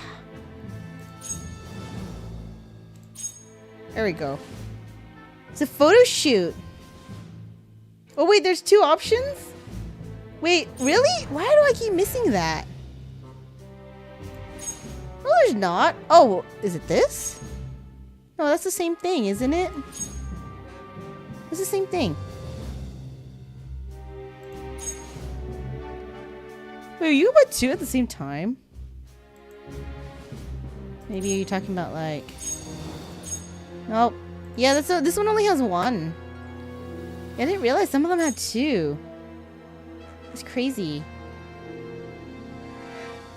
Interesting. See, because like Blade. See, Blade's animation is more about her power, in my opinion. Well, I guess technically Leberta is too. But like we found out about Blade's power in her event story, but I feel like we didn't really learn about too much about besides like she got a little Terra or whatever. We didn't really learn about Leberta's as much. But see, this is young Blade. This was before she became an apostle. Which I really like her outfit. It's super cute. So this is before she became evil. Ish. But yeah. Okay, everyone. How many gacha? Oh my god, guys, I play too many gachas. I play actively right now about 5. Alright, Honkai Star Rail, Blue Archive, Reverse 1999, Nikkei, BrownDust2. That's 5. I also downloaded again Project Sekai, Colorful Stage, the Miku rhythm game one. I play that one more casually though. I don't actually play that one too seriously. Just whenever I want to listen to some vocally music and rack up some gems for any future pulls in the future. But other than that, yeah, about 5-ish. But yeah, I'm definitely trapped in gacha hell right now. Yeah, luckily BrownDust2 dailies don't take very long. They're actually the shortest. I think Blue Archive dailies take the longest. Yeah, I reverse. Sometimes you reverse a little bit because you actually have to sit through them battling or the replay, but either way. Yeah, I play quite a bit of gacha games. But alright guys, thank you so much for jumping in to this BrownDust2 stream. I'm doing my best to stream it a little more, but I am also getting really caught up in the Nikkei storyline too, main story.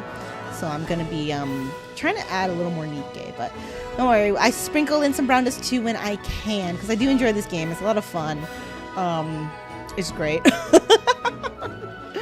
So yeah, thank you for coming by. We have a full schedule this week, so come by, you know, for Blue Archive, Honkai Star Rail, and Reverse 1999, and more Nikkei this later coming up. So yeah, thank you everyone for coming to the Church of Goon. I am Sister Bunny. I also have a very important announcement. I will from this moment on, after the stream ends, I will no longer be a nun. I am being kicked out. The church is disbanding until further notice.